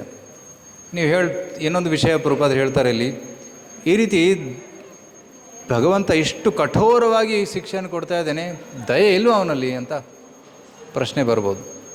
ಪ್ರತಿ ಜನ್ಮದಲ್ಲಿ ಅಧಮಾಂ ಗತಿಂ, ಅಧೋಗತಿಯನ್ನು ಪಡೆದುಕೊಳ್ತಾರೆ ಅಂತ ಹೇಳ್ತಾ ಇದ್ದಾರಲ್ಲ, ಭಗವಂತ ತುಂಬ ದಯಾಮಯ, ಕರುಣಾಸಾಗರ ಅಂತ ಹೇಳ್ತೀವಿ. ಎಲ್ಲಿದೆ ಭಗವಂತನ ಕರುಣೆ?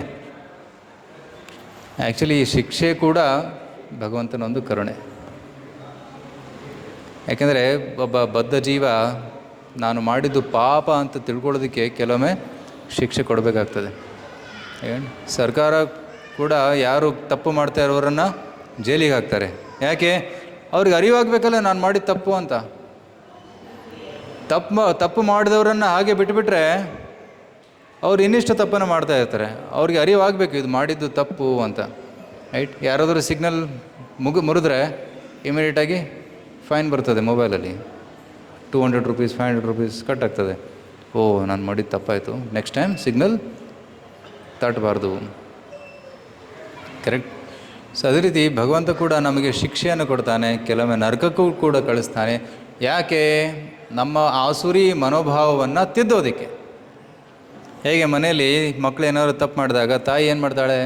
ಸ್ವಲ್ಪ ಬಾರಿಸ್ತಾಳೆ ಕೆನ್ನೆಗೆ, ರೈಟ್? ಆಗ ಮಗು ಅಳುತ್ತೆ, ಗೊತ್ತಾಗ್ತದೆ ನಾನು ಮಾಡಿದ ತಪ್ಪಾಯಿತು ಮತ್ತೆ ಮಾಡೋಂಗಿಲ್ಲ ಅಂತ. ಸೊ ಈ ರೀತಿ ಈ ಒಂದು ಭಗವಂತನ ಶಿಕ್ಷೆ ಏನಿದೆ ಅದು ಕೂಡ ನಮ್ಮ ಒಳ್ಳೆಯದಕ್ಕಾಗಿ ಅಂತ ನಾವು ಭಾವಿಸಬೇಕು. It's for our good. ಅದು ಕೂಡ ಭಗವಂತನ ಒಂದು ಕರುಣೆ. ಸೊ ಕೃಷ್ಣ ಹಲವಾರು ರಾಕ್ಷಸರನ್ನು ಕೊಂದ, ಕಂಸನನ್ನು ಕೊಂದ, ಕರೆಕ್ಟ್? ಮತ್ತು ಯಾರನ್ನು ಕೊಂದ? ಪೂತನಿ ರಾಕ್ಷಸಿಯನ್ನು ಕೊಂದ, ತೃಣಾವರ್ತನನ್ನು ಕೊಂದ. ಯಾಕೆ ಇಷ್ಟ ಅಸುರರನ್ನು ಕೊಲ್ತಾ ಇದ್ದಾನೆ ಅಂತ ಪ್ರಶ್ನೆ ಬರ್ಬೋದು. ಭಗವಂತನ ಕರುಣೆ ಎಲ್ಲಿದೆ ಅಂತ ಪ್ರಶ್ನೆ ಬರ್ಬೋದು. ಆದರೆ ಅಸುರರನ್ನು ಕೊಲ್ಲುವುದು ಕೂಡ ಒಂದು ಕರುಣೆ. ಹತ ಅರಿ ಗತಿದಾಯಕ. ಕೃಷ್ಣನಿಗೆ ಇನ್ನೊಂದು ಹೆಸರಿದೆ, ಹತ ಅರಿ. ಅರಿ ಅಂತಂದರೆ ಶತ್ರು, ಹತ ಅರಿ ಅಂತಂದರೆ ಶತ್ರುವನ್ನು ಕೊಂದು ಅವರಿಗೆ ಗತಿಯನ್ನು ಕೊಡ್ತಾನೆ, ಮುಕ್ತಿಯನ್ನು ಕೊಡ್ತಾನೆ. ಸೊ ಹತ ಅರಿ ಗತಿದಾಯಕ. ಅರ್ಥ ಆಗ್ತಾ ಇದೆಯಾ? ಸೊ ಕುರುಕ್ಷೇತ್ರ ರಣರಂಗದಲ್ಲಿ ಲಕ್ಷ ಲಕ್ಷ ಜನರು ಸತ್ತರು, ಹೌದಲ್ವ? ಆದರೆ ಕೃಷ್ಣನ ಮುಂದೆ ಅವರೆಲ್ಲರೂ ಸತ್ತರು. ಅದಕ್ಕೆ ಭಾಗವತದಲ್ಲಿ ಹೇಳ್ತಾರೆ, ಕುರುಕ್ಷೇತ್ರ ರಣರಂಗದಲ್ಲಿ ಯಾರು ಪ್ರಾಣವನ್ನು ಬಿಟ್ಟರೋ ಅವರೆಲ್ಲರಿಗೂ ಮುಕ್ತಿ ಸಿಗುತ್ತಂತೆ. ತಥೈವ ಚಾನ್ಯೇ ನರಲೋಕವೀರ ಯಾ ಹವೇ ಕೃಷ್ಣ ಮುಖಾರವಿಂದಂ ನೇತ್ರೇ ಪಿಬಂತೋ ನಯನಾಭಿರಾಮಂ ಪಾರ್ಥಾಸ್ತ್ರಪೂತಾ ಪದಮಾಪುರಸ್ಯ. ಉದ್ಧವ ಈ ಶ್ಲೋಕವನ್ನು ಹೇಳ್ತಾ ಇದ್ದಾನೆ. ಉದ್ಧವ ಕೃಷ್ಣನ ಕರುಣೆಯನ್ನು ವರ್ಣನೆ ಮಾಡ್ತಾ ಇದ್ದಾನೆ. ಯಾಕೆಂದರೆ ಕೆಲವರು ಕೃಷ್ಣನ ಮೇಲೆ ಆಪದನ್ನು ಹೊರಿಸ್ಬೋದು. ಕೃಷ್ಣನ ಕಾರಣದಿಂದ ಯುದ್ಧವಾಯಿತು, ಎಷ್ಟೊಂದು ಲಕ್ಷ ಲಕ್ಷ ಜನ, ಕೋಟಿ ಕೋಟಿ ಜನ ಸತ್ತರು ಅಂತ ಹೇಳ್ಬೋದು. ಬಟ್ ಉದ್ಧವನು ಹೇಳ್ತಾ ಇದ್ದಾನೆ, ತಥೈವ ಚಾನ್ಯ ನರಲೋಕ ವೀರ. ನರಲೋಕದ ವೀರರು ವೀರಗತಿಯನ್ನು ಪ್ರಾಪ್ತಿ ಮಾಡಿದರು. ಯಾಹವೇ ಕೃಷ್ಣ ಮುಖಾರವಿಂದಂ ನೇತ್ರೇ ಪಿಬಂತೋ. ಅವರು ಕಣ್ಣಿನಿಂದ ಕೃಷ್ಣನನ್ನು ನೋಡುತ್ತಾ ಪ್ರಾಣ ಬಿಟ್ಟರು. ಅದಕ್ಕೆ ಕೃಷ್ಣ ಅವ್ರಿಗೇನು ಕೊಟ್ಟ? ಪಾರ್ಥಾಸ್ತ್ರ ಪೂತ ಪದಮಾಪುರಸ್ಯ, ಪರಮ ಪದವನ್ನು ಕೊಟ್ಟ ಅಂತ ಹೇಳಲಾಗ್ತದೆ. ಸೊ ಕೃಷ್ಣನ ಕರುಣೆ ಅಸುರರ ಮೇಲೂ ಕೂಡ ಇದೆ, ಆದರೆ ಅದು ಬೇರೆ ರೀತಿಯಲ್ಲಿದೆ, ರೈಟ್? ಕೆಲವೊಮ್ಮೆ ತಾಯಿ ಮಗುವನ್ನು ಅಪ್ಕೊತಾಳೆ, ಕೆಲವೊಮ್ಮೆ ಕೆನ್ನೆಗೆ ಬಾರಿಸ್ತಾಳೆ. ಎರಡೂ ಪ್ರೀತಿನೇ. The slap of God and the clap of God both are same. ನಾವು ಒಳ್ಳೆಯದನ್ನು ಮಾಡಿದಾಗ ಭಗವಂತ ಕ್ಲ್ಯಾಪ್ ಮಾಡಿ ನಗ್ತಾನೆ, ಶಬಾಷ್ ಅಂತ ಹೇಳ್ತಾನೆ. ತಪ್ಪು ಮಾಡಿದಾಗ ಶಿಕ್ಷೆ ಕೊಡ್ತಾನೆ. ಎರಡೂ ಕೂಡ ಭಗವಂತನ ಪ್ರೀತಿ. ಸೊ ಅಸುರರಿಗೆ ಭಗವಂತ ಶಿಕ್ಷೆಯನ್ನು ಕೊಟ್ಟು ಪ್ರೀತಿಯನ್ನು ತೋರಿಸ್ತಾನೆ. ಸೊ ಈ ಅಸುರಿ ಗುಣಗಳಿಂದ ಹೇಗೆ ಮುಕ್ತರಾಗಬೇಕು ಅನ್ನೋದನ್ನು ನೆಕ್ಸ್ಟ್ ಶ್ಲೋಕದಲ್ಲಿ ಕೃಷ್ಣ ಹೇಳ್ತಾನೆ. ದಯವಿಟ್ಟು ನನ್ನಿಂದ ಹೇಳಿ. ತ್ರಿವಿಧಂ ನರಕಸ್ಯೇದಂ ತ್ರಿವಿಧಂ ನರಕಸ್ಯೇದಂ ದ್ವಾರಂ ನಾಶನಮಾತ್ಮನಃ ದ್ವಾರಂ ನಾಶನಮಾತ್ಮನಃ ಕಾಮಕ್ರೋಧಸ್ತಥಾ ಲೋಭ ಕಾಮಕ್ರೋಧಸ್ತಥಾ ಲೋಭ ತಸ್ಮಾದೇತತ್ರಯಂ ತ್ಯಜೇತ್ ತಸ್ಮಾದೇತತ್ರಯಂ ತ್ಯಜೇತ್. ನರಕಕ್ಕೆ 3 ದ್ವಾರಗಳಿವೆ. Gates to hell. ನರಕಕ್ಕೆ 3 ದ್ವಾರಗಳು. ಯಾವುದೇ ಒಂದು ನಗರವನ್ನು ಪ್ರವೇಶ ಮಾಡುವಾಗ ಗೇಟ್ಸ್ ಇರ್ತಾವೆ ತಾನೆ, ರೈಟ್? ಚೆನ್ನೈ ರೋಡ್ ಅಂತ ಹೇಳ್ತೀವಿ, ಹೈದರಾಬಾದ್ ರೋಡ್ ಅಂತ ಹೇಳ್ತೀವಿ, ಮಂಗಳೂರು ರೋಡ್ ಅಂತ ಹೇಳ್ತೀವಿ, ಕನಕಪುರ ರೋಡ್ ಅಂತ ಹೇಳ್ತೀವಿ. ಬರಬೇಕಾದ್ರೆ ಯಾವುದೋ ಒಂದು ದಾರಿಯಲ್ಲಿ ಬರ್ತೀವಿ. ಅದೇ ರೀತಿ ನರಕಕ್ಕೆ ಹೋಗುವ ದ್ವಾರಗಳು ಯಾವುವು? 3 ದ್ವಾರಗಳು. ಕಾಮ, ಕ್ರೋಧ ಮತ್ತು ಲೋಭ. ಪ್ರತಿಯೊಬ್ಬ ವಿವೇಕಿಯು ಇವುಗಳನ್ನು ಬಿಡಬೇಕು, ಏಕೆಂದರೆ ಅವು ಆತ್ಮದ ಅವನತಿಗೆ ಕಾರಣವಾಗುತ್ತವೆ. ಆತ್ಮದ ಅವನತಿಗೆ ಈ 3 ಕಾರಣಗಳು: ಕಾಮ, ಕ್ರೋಧ ಮತ್ತು ಲೋಭ. ಆಸುರಿ ಬದುಕಿನ ಪ್ರಾರಂಭವನ್ನು ಇಲ್ಲಿ ವರ್ಣಿಸಿದೆ. ಮನುಷ್ಯನು ತನ್ನ ಕಾಮದ ತೃಪ್ತಿಗಾಗಿ ಪ್ರಯತ್ನಿಸುತ್ತಾನೆ. ತೃಪ್ತಿ ದೊರೆಯದಿದ್ದಾಗ ಕ್ರೋಧ ಮತ್ತು ಲೋಭ ಹುಟ್ಟುತ್ತವೆ. ಆಸುರಿ ಜೀವವರ್ಗಕ್ಕೆ ಜಾರಿ ಹೋಗಲು ಇಷ್ಟವಿಲ್ಲದ ವಿವೇಚನಾವಂತನು ಈ 3 ವೈರಿಗಳನ್ನು ಬಿಟ್ಟು ಬಿಡಲು ಪ್ರಯತ್ನಿಸಬೇಕು. ಈ ಲೌಕಿಕ ತೊಡಕಿನಿಂದ ಬಿಡುಗಡೆಯು ಸಾಧ್ಯವೇ ಇಲ್ಲದಿರುವಷ್ಟು ಮಟ್ಟಿಗೆ ಅವು ಆತ್ಮವನ್ನು ಕೊಲ್ಲುತ್ತವೆ. So sometimes people think it's impossible to get out of this metal world. ಅಂತಹ ಒಂದು ಸ್ತರಕ್ಕೆ ಈ ಕಾಮ, ಕ್ರೋಧ ಮತ್ತು ಲೋಭ ನಮ್ಮನ್ನು ಕರ್ಕೊಂಡು ಹೋಗ್ತವೆ. ಸೊ ನರಕಕ್ಕೆ 3 ದ್ವಾರಗಳು ಯಾವುವು? ಕಾಮ, ಲೋಭ. ಕಾಮ, ಕ್ರೋಧ, ಲೋಭ. ಕಾಮ ಅಂತಂದ್ರೆ ಏನು? ಲಸ್ಟ್. ಕಾಮ ಅಂತಂದರೆ ಬಯಕೆ. ಸರಳವಾಗಿ ಹೇಳಬೇಕಂದ್ರೆ ಬಯಕೆಗಳು. ಇದು ಬೇಕು ಬೇಕು ಬೇಕು ಅನ್ನೋದು ಕಾಮ. ನನಗೆ ಕಾರು ಬೇಕು, ನನಗೆ ಮೊಬೈಲ್ ಬೇಕು, ಮನೆ ಬೇಕು, ದಟ್ಸ್ ಕಾಲ್ಡ್ ಕಾಮ, ರೈಟ್?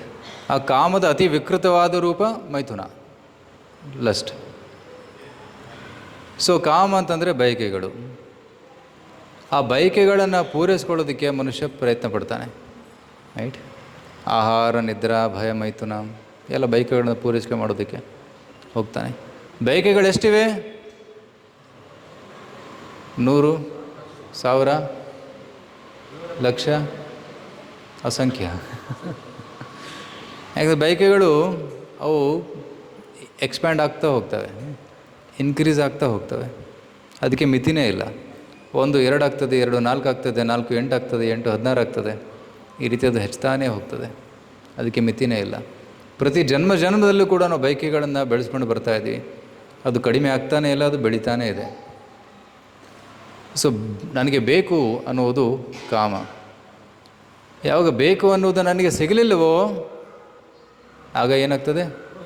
ಕ್ರೋಧ, ರೈಟ್? ಮಕ್ಕಳು ಏನಂತಾರೆ? ಚಾಕ್ಲೇಟ್ ಬೇಕು ಅಂತಾರೆ. ಕೊಡೋದಿಲ್ಲ ಅಂತಾದಾಗ ನೋಡಿ ಅವ್ರು ತಾಂಡವ ಮಾಡ್ತಾರೆ, ಹಠ ಮಾಡ್ತಾರೆ, ಬೇಕು ಬೇಕು ಬೇಕು, ರೈಟ್? ಕೊಡೋದಿಲ್ಲ, ಇನ್ನಿಷ್ಟು ಹಠ ಮಾಡ್ತಾರೆ, ನೆಲದ ಮೇಲೆ ಬಿದ್ದು ಒದ್ದಾಡ್ತಾರೆ. ಸೊ ದಟ್ಸ್ ಕಾಲ್ಡ್ ಕ್ರೋಧ. ಯಾವಾಗ ನಮ್ಮ ಬಯಕೆಗಳಿಗೆ ಅಡೆತಡೆ ಉಂಟಾಗ್ತದೆ ಆವಾಗ ಕ್ರೋಧ ಉಂಟಾಗ್ತದೆ, ಕ್ರೋಧ ಹುಟ್ಟುತ್ತದೆ. ನಮ್ಮ ಬಯಕೆಗಳಿಗೆ ಯಾರಾದರೂ ಅಡ್ಡವಾದರೆ ಅವನು ನಮ್ಮ ಶತ್ರು ಆಗ್ತಾನೆ, ಹೌದಲ್ಲ, ರೈಟ್? ಅವನು ಅಬ್ಸ್ಟ್ರಕ್ಟ್ಸ್ my happiness, he is my ಶತ್ರು. ಸೊ ಬಯಕೆಗಳು ಪೂರೈಕೆ ಆಗದೇ ಇದ್ದಾಗ ಕ್ರೋಧ. ಬಯಕೆಗಳು ಒಂದು ವೇಳೆ ಪೂರ್ತಿ ಆದರೆ, ಸಪೋಸ್ ಒಂದು ಕಾರ್ ಬೇಕಿತ್ತು, ಕಾರ್ ತೊಗೊಂಡ್ವಿ, 1 ವರ್ಷದ ನಂತರ ಇನ್ನೂ ದೊಡ್ಡ ಕಾರು ಬೇಕು, 2 ವರ್ಷದಿಂದ ಇನ್ನೊಂದು ದೊಡ್ಡ ಕಾರು ಬೇಕು, ಇನ್ನೂ ದೊಡ್ಡ ಕಾರು ಬೇಕು. ದಟ್ಸ್ ಕಾಲ್ಡ್ ಲೋಭ. ಸೊ ಕಾಮ ಪೂರ್ತಿ ಆಗದೇ ಇದ್ದಾಗ ಕ್ರೋಧ, ಪೂರ್ತಿಯಾದಾಗ ಲೋಭ. ಸೊ ಕಾಮಾನುಜ, ಕ್ರೋಧವನ್ನು ಏನಂತ ಕರೀತಾರೆ? ಕಾಮಾನುಜ, ರೈಟ್? ಕಾಮದ ತಮ್ಮ, ಕಾಮಾನುಜ ಅಂತ ಕರೀತಾರೆ. ಸೊ ಈ 3 ನರಕಕ್ಕೆ ದ್ವಾರಗಳು. ಉದಾಹರಣೆ, ಕಾಮಕ್ಕೆ ಒಂದು ಪ್ರಸಿದ್ಧ ಉದಾಹರಣೆ ಅಂತಂದರೆ Ravana is personification of lust, right? So ಬೇಕು ಬೇಕು ಬೇಕು, ಕಂಡವರೆಲ್ಲ ಬೇಕು, ರೈಟ್? ಒಮ್ಮೆ ಒಬ್ಬ ಅಪ್ಸರಿಯನ್ನು ನೋಡಿದ, ಬೇಕು ಅಂದ. ಸೀತೆಯನ್ನು ನೋಡಿದ, ಬೇಕು ಅಂದ. ಎಲ್ಲರೂ ನನ್ನ ಇಂದ್ರತೃಪ್ತಿಗಾಗಿ ಕೆಲಸ ಮಾಡಬೇಕು, ಎಲ್ಲ ಸುಂದರ ಸ್ತ್ರೀಯರೆಲ್ಲರೂ ಎಲ್ಲರನ್ನು ನಾನು ಭೋಗಿಸಬೇಕು ಅನ್ನೋ ಒಂದು ಪ್ರವೃತ್ತಿ, ರೈಟ್? ಅದನ್ನು ನಮ್ಮ ಶಾಸ್ತ್ರ ಹೇಳ್ತದೆ, ಮಾತೃವತ್ಪರದಾರೇಶು, ರೈಟ್? ತನ್ನ ಹೆಂಡತಿಯನ್ನು ಬಿಟ್ಟು ಬೇರೆ ಎಲ್ಲರನ್ನ ತಾಯಿ ಥರ ನೋಡಬೇಕು ಅಂತ ಹೇಳ್ತಾರೆ ಶಾಸ್ತ್ರ, ಮಾತೃವತ್ಪರದಾರೇಶು. ಆದರೆ ರಾವಣನಲ್ಲಿ ಆ ಒಂದು ಭಾವನೆ ಇರಲಿಲ್ಲ, ರೈಟ್? ಕಂಡವರನ್ನೆಲ್ಲ ಭೋಗಿಸಬೇಕು ಅನ್ನೋ ಭಾವನೆ ಇತ್ತು. ಅದಕ್ಕೆ ಅವನಿಗೆ ಶಾಪ ಸಿಕ್ಕಿತ್ತು. ವೇದವತಿ ಅನ್ನೋ ಒಬ್ಬಳು ಪತಿವ್ರತ ನಾರಿ, ಸತಿ ಅವಳು ಕಾಡಿನಲ್ಲಿ ತಪಸ್ಸು ಮಾಡ್ತಾಯಿದ್ಲು. ರಾವಣ ನೋಡ್ತಾನೆ, ಓ ತುಂಬ ಸುಂದರವಾಗಿದ್ದಾಳೆ, ಎಂಜಾಯ್ ಮಾಡೋಣ ಅಂತ ಪ್ರಪೋಸ್ ಮಾಡ್ತಾನೆ. ಆವಾಗ ವೇದವತಿಗೆ ಕೋಪ ಬಂದು ಶಾಪವನ್ನು ಕೊಡ್ತಾಳೆ. ಇನ್ನೊಮ್ಮೆ ನೀ ಯಾರನ್ನಾದರೂ ಬಲವಂತ ಮಾಡಿದರೆ ನೀನು ಸತ್ತೋಗ್ತೀಯ ಅಂತ ಶಾಪವನ್ನು ಕೊಟ್ಟಿದ್ದೆ. ಸೊ ಅದಕ್ಕಾಗಿ ರಾವಣ ಸೀತೆಯನ್ನು ಅಪಹರಿಸಿದ, ಆದರೆ ಬಲಾತ್ಕಾರ ಮಾಡಲಿಲ್ಲ ಅಂತ ಹೇಳಿ. ಸೊ ಅದಕ್ಕೆ ಹೆದರ್ಕೊಂಡಿದ್ದ ಅವನು ರಾವಣ. ಅದಕ್ಕಾಗಿ ಸೀತೆಯನ್ನು ಮುಟ್ಟಲಿಲ್ಲ, ಫೋರ್ಸ್ ಮಾಡಲಿಲ್ಲ. ಆದರೆ ರಾವಣನ ಗತಿ ಏನಾಯಿತು? ಸತ್ತೋದ, ರೈಟ್? ರಾಮಚಂದ್ರರು ಬಂದು ರಾಮಬಾಣದಿಂದ ರಾವಣನನ್ನು ಕೊಂದು ಹಾಕಿದರು. ರೈಟ್. ಸೊ ಕಾಮದ ಪ್ರಭಾವದಿಂದ ರಾವಣ ಸತ್ತ.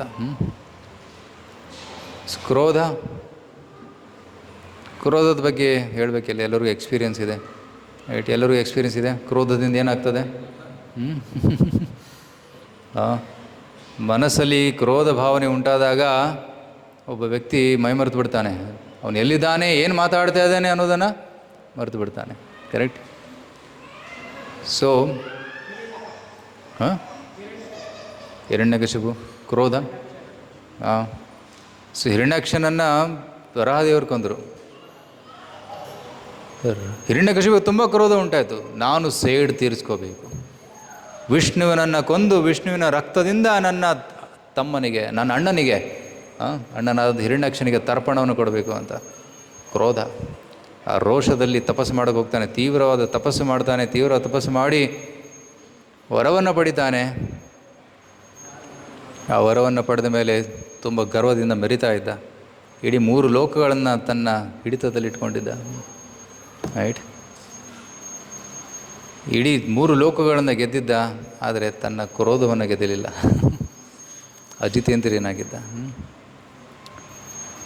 ಒಬ್ಬ ಚಿಕ್ಕ ಬಾಲಕ ಪ್ರಹ್ಲಾದ ಅವನ ಮಾತನ್ನು ಕೇಳಲಿಲ್ಲ. ಹಿರಣ್ಯಕಶಿಪುವಿನ ಮಾತನ್ನು ಕೇಳಲಿಲ್ಲ. ಭಗವಂತನ ಭಕ್ತಿ ಮಾಡೋದನ್ನು ಬಿಟ್ಟುಬಿಡು ಅಂದರೂ ಕೂಡ ಬಿಡಲಿಲ್ಲ. ಯಾವಾಗ ಪ್ರಹ್ಲಾದ ಬಿಡಲಿಲ್ವೋ, ಸತತವಾಗಿ ಭಗವಂತನ ನಾಮಸ್ಮರಣೆ ಮಾಡ್ತಾಯಿದ್ನೋ, ಆಗ ಹಿರಣ್ಯಕಶಿಪುವಿಗೆ ತುಂಬ ಕೋಪ ಉಂಟಾಯಿತು. ಯಾಕಂದರೆ ಇಡೀ ಜಗತ್ತು ಹಿರಣ್ಯಕಶಿಪುವಿಗೆ ನಮ ಅಂತ ಹೇಳ್ತಾ ಇದೆ, ಒಬ್ಬ ಮಾತ್ರ ಹೇಳ್ತಾ ಇಲ್ಲ. ಅದಕ್ಕೆ ಏನಾಯಿತು, ತನ್ನ ಮಗನೇ ಹೇಳ್ತಾ ಇಲ್ಲ. ಅದಕ್ಕೆ ಅವನಿಗೆ ತುಂಬ ಸಿಟ್ಟು ಬಂತು. ಸಿಟ್ಟು ಬಂದು ಇವನನ್ನು ಕೊಂದು ಹಾಕಿ ಅಂತ ಒಂದು ಅಪ್ಪಣೆಯನ್ನು ಕೊಡ್ತಾನೆ. ಆಗ ಪ್ರಹ್ಲಾದನನ್ನು ಕೊಲ್ಲೋದಕ್ಕೆ ಎಷ್ಟು ಪ್ರಯತ್ನ ಪಡ್ತಾರೆ, ಆದರೆ ಕೊಲ್ಲೋಕ್ಕೆ ಸಾಧ್ಯವೇ ಆಗಲಿಲ್ಲ. ರೈಟ್. ಸೊ ಇದು ಹಿರಣ್ಯಕಶಿಪುವಿನ ಒಂದು ಕ್ರೋಧ. ಆ ಕ್ರೋಧದಲ್ಲಿ ತನ್ನ ಮಗನನ್ನೇ ಕೊಲ್ಲೋದಕ್ಕೆ ಹೊರಟಿದ್ದ. ಸೊ ಅಂತಹ ಒಂದು ಕ್ರೂರಿ ಹಿರಣ್ಯಕಶಿಪು. ಅದು ಹಿರಣ್ಯಕಶಿಪುವಿನ ಗತಿ ಏನಾಯಿತು? ಸತ್ತೋದ. ರೈಟ್. ಸೊ ಯಾಕೆಂದರೆ ಭಕ್ತನ ಪ್ರತಿ ಅಪರಾಧವನ್ನು ಮಾಡಿದ್ದ ಹಿರಣ್ಯಕಶಿಪು, ಭಗವಂತ ಅದನ್ನು ಸಹಿಸಿಕೊಳ್ಳೋದಿಲ್ಲ. ಸತ್ಯಂ ವಿಧಾತುಂ ನಿಜಭೃತ್ಯ ಭಾಷಿತಂ ವ್ಯಾಪ್ತಿಂ ಚ ಭೂತೇಷು ಅಖಿಲೇಷು ಚಾತ್ಮನಃ ಅದೃಶ್ಯತಾತ್ಯದ್ಭುತರೂಪಮುದ್ವಹನ್ ಸ್ತಂಭೆ ಸಭಾಯಾಂ ನ ಮೃಗಂ ನ ಮಾನುಷಂ. ಆ ಒಂದು ಸಭೆಯಲ್ಲಿರುವ ಕಂಬದಲ್ಲಿ ನರಸಿಂಹನ ರೂಪದಲ್ಲಿ ಪ್ರಕಟನಾದ. ಇಲ್ಲಿ ಸಿಂಹವೂ ಅಲ್ಲ, ಇಲ್ಲಿ ನರನೂ ಅಲ್ಲ. ನ ಮೃಗಂ ನ ಮಾನುಷಂ. ಸತ್ಯಂ ವಿಧಾತು ನಿಜಭೃತ್ಯ ಭಾಷಿತಂ. ಪ್ರಹ್ಲಾದ ಹೇಳ್ದ ಕಂಬದಲ್ಲಿ ಭಗವಂತ ಇದ್ದಾನೆ ಅಂತ. ಅದನ್ನು ಸತ್ಯಗೊಳಿಸೋದಕ್ಕೆ ಭಗವಂತ ಅಲ್ಲಿ ಪ್ರಕಟನಾದ. ಭಗವಂತ ಎಲ್ಲ ಕಡೆ ಇದ್ದಾನೆ, ಆದರೆ ನಮಗೆ ಪ್ರಕಟವಾಗೋದಿಲ್ಲ, ಕಾಣಿಸೋದಿಲ್ಲ. ಆದರೆ ಪ್ರಹ್ಲಾದ ಹೇಳ್ದ ಇಲ್ಲಿ ಇದ್ದಾನೆ ಅಂತ, ಅದನ್ನು ಸತ್ಯಗೊಳಿಸೋದಕ್ಕೆ ಭಗವಂತ ಪ್ರಕಟನಾದ. ರೈಟ್. ಪ್ರಹ್ಲಾದನ ಭಕ್ತಿಯಿಂದ ಪ್ರಕಟನಾದ. ರೈಟ್. ಸೊ ಈ ರೀತಿ ಕ್ರೋಧದಿಂದ ಹಿರಣ್ಯಕಶಿಪು, ಇವನು ದುರಾಸ ಮುನಿಗಳು ಕೂಡ ಒಮ್ಮೆ ಅಂಬರೀಷ ಮಹಾರಾಜರ ಮೇಲೆ ಕುಪಿತರಾದರು. ದುರಾಸ ಮುನಿಗಳು ಅಂಬರೀಷನ ಮನೆಗೆ ಬರ್ತಾರೆ. ಅಂಬರೀಷ್ ಮಹಾರಾಜರು ಅವರನ್ನು ಸ್ವಾಗತಿಸಿ ಅವರಿಗೆಲ್ಲ ಫಲಾಹಾರ, ಊಟ ಗೀಟ ಎಲ್ಲ ರೆಡಿ ಮಾಡಿರ್ತಾರೆ. ದುರಾಸ ಮುನಿ ಹೇಳ್ತಾರೆ, ನಾನು ಸ್ನಾನ ಮಾಡಿ ಬರ್ತೀನಿ, ಯಮುನಾ ನದಿಯಲ್ಲಿ ಸ್ನಾನ ಮಾಡಿ ಬರ್ತೀನಿ. ಇದು ಮಥುರಾದಲ್ಲಿ ನಡೆದಂಥ ಲೀಲೆ. ಸ್ನಾನ ಮಾಡಿ ಬರ್ತೀನಿ ಅಂತ ಹೋದರೂ ಬರಲೇ ಇಲ್ಲ. ಮತ್ತು ಅಲ್ಲಿ ಮುಹೂರ್ತದ ವಿಳಂಬವಾಗ್ತಾಯಿತ್ತು. ಆ ಮುಹೂರ್ತದಲ್ಲಿ ಒಂದು ಪಾರಾಯಣ ಮಾಡಬೇಕಾಗಿತ್ತು, ಪ್ರಸಾದ ಸ್ವೀಕರಿಸಬೇಕಾಗಿತ್ತು. ದುರಾಸ ಮಾಡಿ ಬರ್ತಾನೆ ಇಲ್ಲ. ಅದಕ್ಕೆ ಅಂಬರೀಷ್ ಮಹಾರಾಜ್ ಏನು ಮಾಡಿದ್ರು, ಒಂದು ಹನಿ ನೀರು ಕುಡಿದ್ರು ಅಷ್ಟೇ. ಮಹಾ ತಪ್ಪು ಮಾಡಿದ್ರಾ? ದುರಾಸ ಮನೆಗಳಿಗೆ ಅದು ಸಹಿಸ್ಕೊಳ್ಳೋಕ್ಕಾಗಲಿಲ್ಲ. ಅತಿಥಿಗೆ, ನಾನು ನಿನ್ನ ಅತಿಥಿಗೆ ಫಸ್ಟ್ ಕೊಡಬೇಕು, ನಂತರ ನೀನು ಸ್ವೀಕರಿಸಬೇಕು. ಇದು ಮಹಾ ಅಪಮಾನ, ಘೋರ ಅಪಮಾನ ಅಂತ ಕುಪಿತರಾಗಿ ಅಂಬರೀಷನನ್ನೇ ಕೊಲ್ಲಕ್ಕೆ ಹೋದರು. ರಾಕ್ಷಸನನ್ನು ತಮ್ಮ ಜಟೆಯಿಂದ ಕೆರಡಿ ಹೇಳಿ ಕೂದಲನ್ನು ಬಿಸಾಕಿ ಭಯಂಕರ ರಾಕ್ಷಸ ಪ್ರಕಟನಾದ ಅಂಬರೀಷನನ್ನು ಕೊಲ್ಲಕ್ಕೆ ಹೋದ. ಆದರೆ ಅಂಬರೀಷನ ಹತ್ರ ಏನಿತ್ತು? ಭಗವಂತ ವಿಷ್ಣುವಿನ ಸುದರ್ಶನ ಚಕ್ರವಿತ್ತು. ತಕ್ಷಣ ಸುದರ್ಶನ ಚಕ್ರ ಆ ರಾಕ್ಷಸನನ್ನು ಕೊಂದಾಕಿ ದುರಾಸ ಮುನಿಗಳನ್ನ ಹಿಂಬಾಲಿಸಿ ಈ 3 ಲೋಕಗಳು ಸುತ್ತಾಡಿದ್ರು. ಬ್ರಹ್ಮನ ಹತ್ರ ಹೋದರು, ಅವರು ಕಾಪಾಡೋಕ್ಕಾಗಲಿಲ್ಲ. ಶಿವನ ಹತ್ರ ಹೋದರು, ಶಿವನು ಹೇಳ್ದ ನನ್ನಿಂದ ಕಾಪಾಡೋಕ್ಕಾಗೋದಿಲ್ಲ. ವಿಷ್ಣುವಿನ ಹತ್ರ ಹೋಗ್ತಾರೆ, ಅವರು ಕೂಡ ಹೇಳ್ತಾರೆ ಅಸ್ವತಂತ್ರ, ನಾನು ಸ್ವತಂತ್ರನಲ್ಲ, ನಾನು ಭಕ್ತರ ಇಚ್ಛೆಗೆ ಅಧೀನನಾಗಿದ್ದೇನೆ, ಸೊ ನಾನು ಕಾಪಾಡೋಕ್ಕಾಗೋದಿಲ್ಲ. ಸೊ ನೀನು ಯಾರ ಪ್ರತಿ ಅವಮಾನ ಮಾಡಿದ್ಯಾ ಅವರ ಕಾಲಿಗೆ ಬಿದ್ದು ಕ್ಷಮೆ ಕೇಳು ಅಂತ ಹೇಳಿದಾಗ ದುರಾಸ ಮುನಿಗಳು ಅಂಬರೀಷನ ಕಾಲಿಗೆ ಬಿದ್ದು ಕ್ಷಮೆ ಕೇಳ್ತಾರೆ. ಆಗ ಅದು ಸುದರ್ಶನ ಚಕ್ರ ಬಿಡುತ್ತೆ. ಸೊ ಕ್ರೋಧದಿಂದ ದುರಾಸ ಮುನಿಗಳಿಗೆ ತೊಂದರೆ ಆಯಿತು. ರೈಟ್. ಕಾಮ, ಕ್ರೋಧ, ಲೋಭ. ಲೋಭಕ್ಕೆ ಉದಾಹರಣೆ ಯಾರು? ಬೇಕು ಬೇಕು ಬೇಕು ಅಂತ ಇಚ್ಛೆ ಪಡುವರು. So even Hiranyakashipu also wanted to become ಅಮರ. ಲೋಭಕ್ಕೂ ಕೂಡ ಉದಾಹರಣೆ ಅವನೇ ತಗೋಬೋದು. ಎಷ್ಟೊಂದು ಲೋಭ. ಇಡೀ 3 ಲೋಕಗಳು ಬೇಕು. ಇಂದ್ರ, ಚಂದ್ರ, ವರುಣ, ವಾಯು ಇತ್ಯಾದಿ ರಾಕ್ಷಸರೆಲ್ಲ, ದೇವತೆಗಳೆಲ್ಲ ಹಿರಣ್ಯಕಶಿಪುವಿನ ಕಿಚನಲ್ಲಿ ಸಬ್ಜಿ ಕಟಿಂಗ್ ಮಾಡ್ತಾಯಿದ್ರು, ಬಾಂಡೆ ತೊಳಿತಾ ಇದ್ರಂತೆ. ಅಷ್ಟು ನಿಯಂತ್ರಣ ಇತ್ತು. Right. So very very powerful. ಮತ್ತು ಅಸುರರ ಸ್ವಭಾವವೇ ಅದು. ರೈಟ್. ಇನ್ನೊಬ್ಬ ವ್ಯಕ್ತಿ ಇದ್ದ ನೋಡಿ, ತ್ರಿಶಂಕು ಅಂತ. ತ್ರಿಶಂಕು ಸ್ವರ್ಗಕ್ಕೆ ಹೋಗಬೇಕು ಅಂತ ಅವನಿಗೆ ಇಚ್ಛೆ ಇತ್ತು. ಸ್ವರ್ಗ ಸುಖ ಭೋಗಿಸಬೇಕು ಅನ್ನೋ ಇಚ್ಛೆ ಇತ್ತು. ಆದರೆ ಅವನು ಸಾಯೋಕ್ಕೆ ರೆಡಿ ಇರಲಿಲ್ಲ. ಯಾಕೆಂದರೆ ಸ್ವರ್ಗಕ್ಕೆ ಹೋಗ್ಬೇಕಂದ್ರೆ ಈ ದೇಹ ತ್ಯಾಗ ಮಾಡಿ ಅಲ್ಲಿಗೆ ಹೋಗಬೇಕು. ಆದರೆ ಅವನ ಇಚ್ಛೆ ಏನಿತ್ತು, ನಾನು ಇದೇ ದೇಹದಲ್ಲಿ ಹೋಗಬೇಕು ಅಂತ. ಸೊ ವಶಿಷ್ಠರ ಹತ್ರ ಹೋಗ್ತಾರೆ. ವಶಿಷ್ಠ ಇದು ಈಸ್ ಔಟ್ ಆಫ್ ಏನಂತಾರೆ ಈ ರೀತಿ ಮಾಡೋಕ್ಕಾಗೋದಿಲ್ಲ, ಈ ರೀತಿ ಒಂದು ನಿಯಮ ಇಲ್ಲ. ಆಗ ಅವರು ವಿಶ್ವಾಮಿತ್ರರ ಹತ್ರ ಹೋಗ್ತಾರೆ. ಓ, ವಶಿಷ್ಠರಿಂದ ಆಗೋದಿಲ್ಲ ಅಂತ ಹೇಳಿದಾರಾ? ಆಯಿತು, ನಾನು ಮಾಡ್ತೀನಿ, ಕೂತ್ಕೋ ಅಲ್ಲಿ. ಸ್ವಾಹ ಅಂತ ಯಜ್ಞ ಮಾಡಿ ಆಹುತಿ ಕೊಟ್ಟಾಗ ಹಿರಣ್ಯಕಶಿಪು ಟೇಕ್ ಆಫ್ ಮಾಡ್ತಾನೆ. ತ್ರಿಶಂಕು ಝುಮ್ ಹೋಗ್ತಾ ಇದ್ದ. ರೈಟ್. ಇಂದ್ರನ ಹತ್ರ ಒಂದು ರೆಡಾರ್ ಇತ್ತು. ರೆಡಾರಲ್ಲಿ ಯಾರೋ ಬರ್ತಾ ಇದ್ದಾರೆ ಅಂತ. Unidentified flying object is coming. Right. Indra order ಕೊಡ್ತಾನೆ, ಅವ್ನು ವಾಪಸ್ ಕಳಿಸಿ ಅಂತ. ಸೊ ವಜ್ರದಿಂದ ಅವನು ಹೊಡಿತಾರೆ, ಮತ್ತೆ ವಾಪಸ್ ಬರ್ತಾನೆ. ವಾಪಸ್ ರಾಕೆಟ್ ಬೀಳ್ತಾಯಿತ್ತು ಕೆಳಗಡೆ. ಕಾಪಾಡಿ ಅಂತ ಕೂಗ್ತಾನೆ. ವಿಶ್ವಾಮಿತ್ರ ವಾಪಸ್ ಬರ್ತಾ ಇದೆಯಾ? ಸೊ ಮತ್ತೆ ರಿವರ್ಸ್ ಟನ್, ಮತ್ತೆ ಮೇಲೆ ಹೋಗ್ತಾನೆ. ಈ ರೀತಿ ಟೆನ್ನಿಸ್ ಬಾಲ್ ಥರ ಮೇಲೆ ಕಡೆಗೆ ಹೊಡಿತಾ ಇದ್ರು ಅವನು. ಆಗ ತ್ರಿಶಂಕು ಹೇಳಿದ, ಬೇಡ ಸಾಕು ವಿಶ್ವಾಮಿತ್ರ, ಬೇಡ ಇಲ್ಲ, ಹೋಗಲೇಬೇಕು ನೀನು. ಇದು ನನ್ನ ಮಾನವನ್ನು ಉಳಿಸ್ಕೋಬೇಕು, ನಾನು ಮಾತನ್ನು ಉಳಿಸ್ಕೋಬೇಕು, ನಾನು ಹೋಗಲೇಬೇಕು ನೀನು. ಬೇಡ ಹೋಗೋದಿಲ್ಲ, ನನಗೆ ತುಂಬ ತೊಂದರೆ ಆಗ್ತದೆ, ಹೋಗಲೇಬೇಕು ನೀನು. ಆದರೆ ಯಾವಾಗ ಎಷ್ಟು ಪ್ರಯತ್ನ ಪಟ್ಟರು ಕಳ್ಸೋಕ್ಕಾಗಲಿಲ್ಲ. ಆಗ ವಿಶ್ವಾಮಿತ್ರ ಹೇಳ್ತಾರೆ, ಆಯಿತು, ನನಗೆ ಕಳ್ಸೋಕ್ಕಾಗ್ತಾಯಿಲ್ಲ, ನಿನಗೋಸ್ಕರ ನಾನು ಇನ್ನೊಂದು ಸ್ವರ್ಗವನ್ನೇ ಸೃಷ್ಟಿ ಮಾಡ್ತೀನಿ ಅಂತ. ಸೊ ಅದಕ್ಕೇನಂತಾರೆ, ತ್ರಿಶಂಕು ಸ್ವರ್ಗ. ಅಲ್ಲಿ ಅವನು ಬಿಟ್ಬಿಡ್ತಾರೆ. ಆದರೆ ಆ ಸ್ವರ್ಗ ಔಟ್ ಆಫ್ ಕಂಟ್ರೋಲ್ ಆಯಿತು. ಆ ಸ್ವರ್ಗ ಗ್ರಹವೇ ಬೀಳೋಕ್ಕೆ ಸ್ಟಾರ್ಟ್ ಆಯಿತು.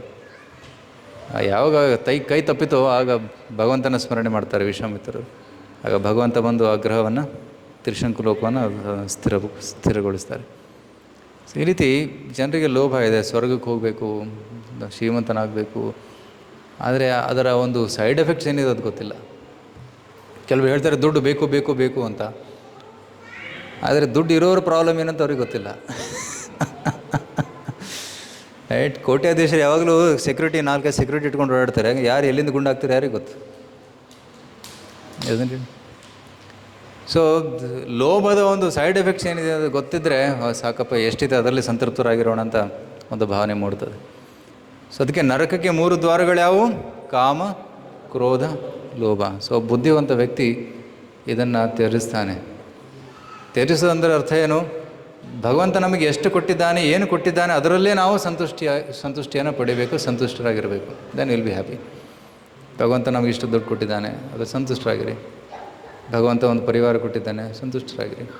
ಭಗವಂತ ಒಂದು ಮನೆ ಕೊಟ್ಟಿದ್ದಾನೆ, ಸಣ್ಣದಿರಲಿ ದೊಡ್ಡದಿರಲಿ, ಎಷ್ಟು ಕೊಟ್ಟಿದ್ದಾನೆ ಅದರಲ್ಲಿ ಸಂತುಷ್ಟರಾಗಿರಿ. ಸಂತುಷ್ಟಿಯನ್ನು ನಾವು ಒಳಗಡೆ ಬೆಳೆಸ್ಕೋಬೇಕು. Happiness is not in objects outside, happiness is in the state of mind inside. So ಅಂತಹ ಒಂದು ಮನೋಭಾವನೆ ಬೆಳೆಸ್ಕೊಂಡಾಗ ನಾವು ಸುಖವಾಗಿರ್ತೀವಿ. ಇಲ್ಲಾಂದರೆ ಅಸುರರ ಥರ ಕಾಮ, ಕ್ರೋಧ, ಲೋಭಕ್ಕೆ ಒಳಗಾಗಿ ನಾವು ಮತ್ತೆ ಹುಟ್ಟಿ ಬರಬೇಕಾಗ್ತದೆ. ಮನುಷ್ಯ ಯೋನಿಯಲ್ಲೆಲ್ಲ ಅಧ ಯೋನಿಗಳಲ್ಲಿ, ಅಂದರೆ ಪ್ರಾಣಿ ಯೋನಿಗಳಲ್ಲಿ ಹುಟ್ಟಿ ಬರಬೇಕಾಗ್ತದೆ. ಸೊ ಅದಕ್ಕೆ ನಮಗೊಂದು ಸೌಭಾಗ್ಯ ಏನಂತಂದರೆ, ಈಗ ನಮಗೆ ಭಗವಂತನ ಭಕ್ತಿ ಮಾಡೋ ಅವಕಾಶ ಸಿಕ್ಕಿದೆ, ದೇವಸ್ಥಾನಕ್ಕೆ ಬರೋ ಅವಕಾಶ ಸಿಕ್ಕಿದೆ, ಭಗವಂತನ ದರ್ಶನ ಮಾಡೋ ಸೌಭಾಗ್ಯ ಸಿಕ್ಕಿದೆ, ಹರಿನಾಮ ಉಚ್ಚಾರಣೆ ಮಾಡೋ ಒಂದು ಏನಂತಾರೆ ಅವಕಾಶ ಸಿಕ್ಕಿದೆ, ಗೀತಾ ಕ್ಲಾಸು, ಭಾಗವತ ಕ್ಲಾಸ್ ಕೇಳೋ ಅವಕಾಶ ಸಿಕ್ಕಿದೆ, ಪ್ರಸಾದ ಸೇವಿಸುವ ಒಂದು ಅವಕಾಶ ಸಿಕ್ಕಿದೆ. ಇದನ್ನೆಲ್ಲ ಬಳಸಿಕೊಂಡು ನಾವು ಆಧ್ಯಾತ್ಮಿಕ ಪ್ರಗತಿಯನ್ನು ಮಾಡೋಣ. ಮತ್ತು ಮನುಷ್ಯ ಜನ್ಮದಲ್ಲಿ ಬಂದು ಭಗವದ್ಧಾಮಕ್ಕೆ ಹೋಗಲಿಲ್ಲ ಅಂದರೆ ಮತ್ತೆ ಈ ಜನ್ಮ ವ್ಯರ್ಥವಾಗ್ತದೆ. ಸೊ ಅದಕ್ಕಾಗಿ ಆ ಒಂದು ಅವಕಾಶವನ್ನು ಕಳೆದುಕೊಳ್ಳಬೇಡಿ. ದಯವಿಟ್ಟು ಈ ಜನ್ಮದಲ್ಲಿಯೇ ಭಗವದ್ಧಾಮಕ್ಕೆ ಹೋಗೋಕ್ಕೆ ಪ್ರಯತ್ನ ಪಡಿ ಅನ್ನೋ ಮಾತನ್ನು ಹೇಳುತ್ತಾ ನಾನು ನನ್ನ ಕ್ಲಾಸನ್ನು ಇಲ್ಲಿ ನಿಲ್ಲಿಸ್ತೇನೆ. ಹರೇ ಕೃಷ್ಣ ಹರೇ ಕೃಷ್ಣ ಕೃಷ್ಣ ಕೃಷ್ಣ ಹರೇ ಹರೇ, ಹರೇ ರಾಮ ರಾಮ ರಾಮ ಹರೇ ಹರೇ. ಎನಿ ಒನ್ ಕ್ವಶನ್ ಅಂತೆ, ಒಂದು ಪ್ರಶ್ನೆ ಯಾರಿಗಾದ್ರೂ ಇದ್ದರೆ ಪ್ರಶ್ನೆ ಕೇಳ್ಬೋದು. ಮನುಷ್ಯ ಜನ್ಮದ ಇನ್ನೊಂದು ಸ್ಪೆಷಾಲಿಟಿ ಏನಂದರೆ ಪ್ರಶ್ನೆ ಕೇಳ್ಬೋದು. ಪ್ರಾಣಿಗಳು ಪ್ರಶ್ನೆ ಕೇಳೋದಿಲ್ಲ. ಮನುಷ್ಯ ಪ್ರಶ್ನೆ ಕೇಳಿಲ್ಲ ಅಂದರೆ ಒಂದು ಪ್ರಾಣಿ ಕ್ಲಾಸಲ್ಲಾಗಲಿ ಅಥವಾ ಏನು ವೈಯಕ್ತಿಕವಾಗಲಿ ಪ್ರಶ್ನೆಗಳು ಇರಬೇಕು ಮನಸ್ಸಲ್ಲಿ. ನಾನು ಯಾರು, ನನ್ನ ಜೀವನದ ಗುರಿ ಏನು ಅನ್ನೋದನ್ನು. Yes sir.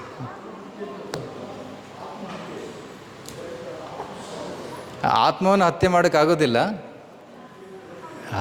ಆತ್ಮಹತ್ಯೆ ಅನ್ನೋದು ಸೂಸೈಡ್. ಆ್ಯಕ್ಚುಲಿ ಆತ್ಮ ಅಂತಂದರೆ ಅದಕ್ಕೆ ಹಲವಾರು ಡೆಫಿನಿಷನ್ ಇದೆ, ಅರ್ಥಗಳಿವೆ. ಆತ್ಮಕ್ಕೆ ಆತ್ಮ ಅಂತ ಕರೀತಾರೆ, ಆತ್ಮ ಕೂಡ ಆತ್ಮ. ದೇಹಕ್ಕೂ ಆತ್ಮ ಅಂತ ಕರೀತಾರೆ, ಮನಸ್ಸಿಗೂ ಆತ್ಮ ಅಂತ ಕರೀತಾರೆ. ಓಕೆ, ನೀವು ಸಂಸ್ಕೃತ ಡಿಕ್ಷನರಿ ನೋಡಿದರೆ ಆತ್ಮ ಈಸ್ ಈಕ್ವಲ್ ಟು ಆತ್ಮ, ಸೋಲ್, ಬಾಡಿ ಆ್ಯಂಡ್ ಮೈಂಡ್. ದೇಹಾತ್ಮ ಬುದ್ಧಿ, ದೇಹವನ್ನೇ ನಾನು ಅಂತ ಭಾವಿಸೋದು ಕೂಡ ಮಟೀರಿಯಲ್ ಕಾನ್ಷಿಯಸ್ನೆಸ್, ಭೌತಿಕ ಚೇತನ. ಸಾಮಾನ್ಯವಾಗಿ ಸೂಸೈಡ್ ಅಂತಂದರೆ ದೇಹವನ್ನು ನಾಶ ಮಾಡುವುದು ಅಂತ, ಅದಕ್ಕೆ ಆತ್ಮಹತ್ಯೆ ಅಂತ ಕರೀತಾರೆ. ಓಕೆ, ನಾನು ಇವತ್ತು ಶಾಸ್ತ್ರದಲ್ಲಿ ಏನು ಹೇಳಿದೆ, ಆತ್ಮಹತ್ಯೆ ಅಂತ, ರೈಟ್. ಮಯಾನುಕೂಲ ಆತ್ಮ ಅನ್ನೋ ಒಂದು ಪದವನ್ನು ಬಳಸಿದ್ದೆ ಇವತ್ತು. ಅದರ ಅರ್ಥ ಏನು, ಆತ್ಮ ಸತ್ತೋಯ್ತು ಅಂತ ಅಲ್ಲ, ಆತ್ಮವನ್ನು ಸಾಯಿಸೋಕ್ಕೆ ಸಾಧ್ಯವೇ ಇಲ್ಲ. ಆದರೆ ಆತ್ಮ ಮನುಷ್ಯ ಯೋನಿಯನ್ನು ಬಿಟ್ಟು ಪ್ರಾಣಿ ಯೋನಿಗೆ ಹೋಗ್ತಾ ಇದೆ. ದಟ್ಸ್ ಕಾಲ್ಡ್ ಹತ್ಯೆ. ಆ ಒಂದು ಅಪರ್ಚುನಿಟಿ ಲಾಸ್ ಆಯಿತು, ರೈಟ್. ಭಗವದ್ಧಾಮಕ್ಕೆ ಹೋಗೋ ಅಪರ್ಚುನಿಟಿ ಅದು ನಾಶವಾಯಿತು. So that's why Bhagavatam says is called ಆತ್ಮ. ಈಶೋಪನಿಷದಲ್ಲೂ ಕೂಡ ಇದು ಬರ್ತದೆ ಈ ಒಂದು ವಾಕ್ಯ. ಸೊ 3rd ಶ್ಲೋಕದಲ್ಲಿ ಬರ್ತದೆ. ಆ ಸೂರ್ಯನಾಮ ತೈಲೋಕ ಅಂಧೇನ ತಮಸಾವೃತ ತಾಂಸ್ಥೆ ಪ್ರೀತ್ಯಾಪಿ ಗಚ್ಚಂತಿ ಏಕೆ ಚ ಆತ್ಮ ಹನೋ ಜನಾಃ. ಯಾರು ಮನುಷ್ಯ ಯೋನಿ ಸಿಕ್ಕು ಕೂಡ ಭಗವತ್ ಸೇವೆ ಮಾಡೋದಿಲ್ಲ, ಆಸುರಿ ಭಾವನೆ ಬೆಳೆಸ್ಕೊತಾರೆ, ಅಂಥವ್ರು ಆತ್ಮಹತ್ಯೆ ಮಾಡ್ಕೊತಾರೆ ಅಂತ ಹೇಳ್ತಾರೆ ಶಾಸ್ತ್ರದಲ್ಲಿ. ಓಕೆ,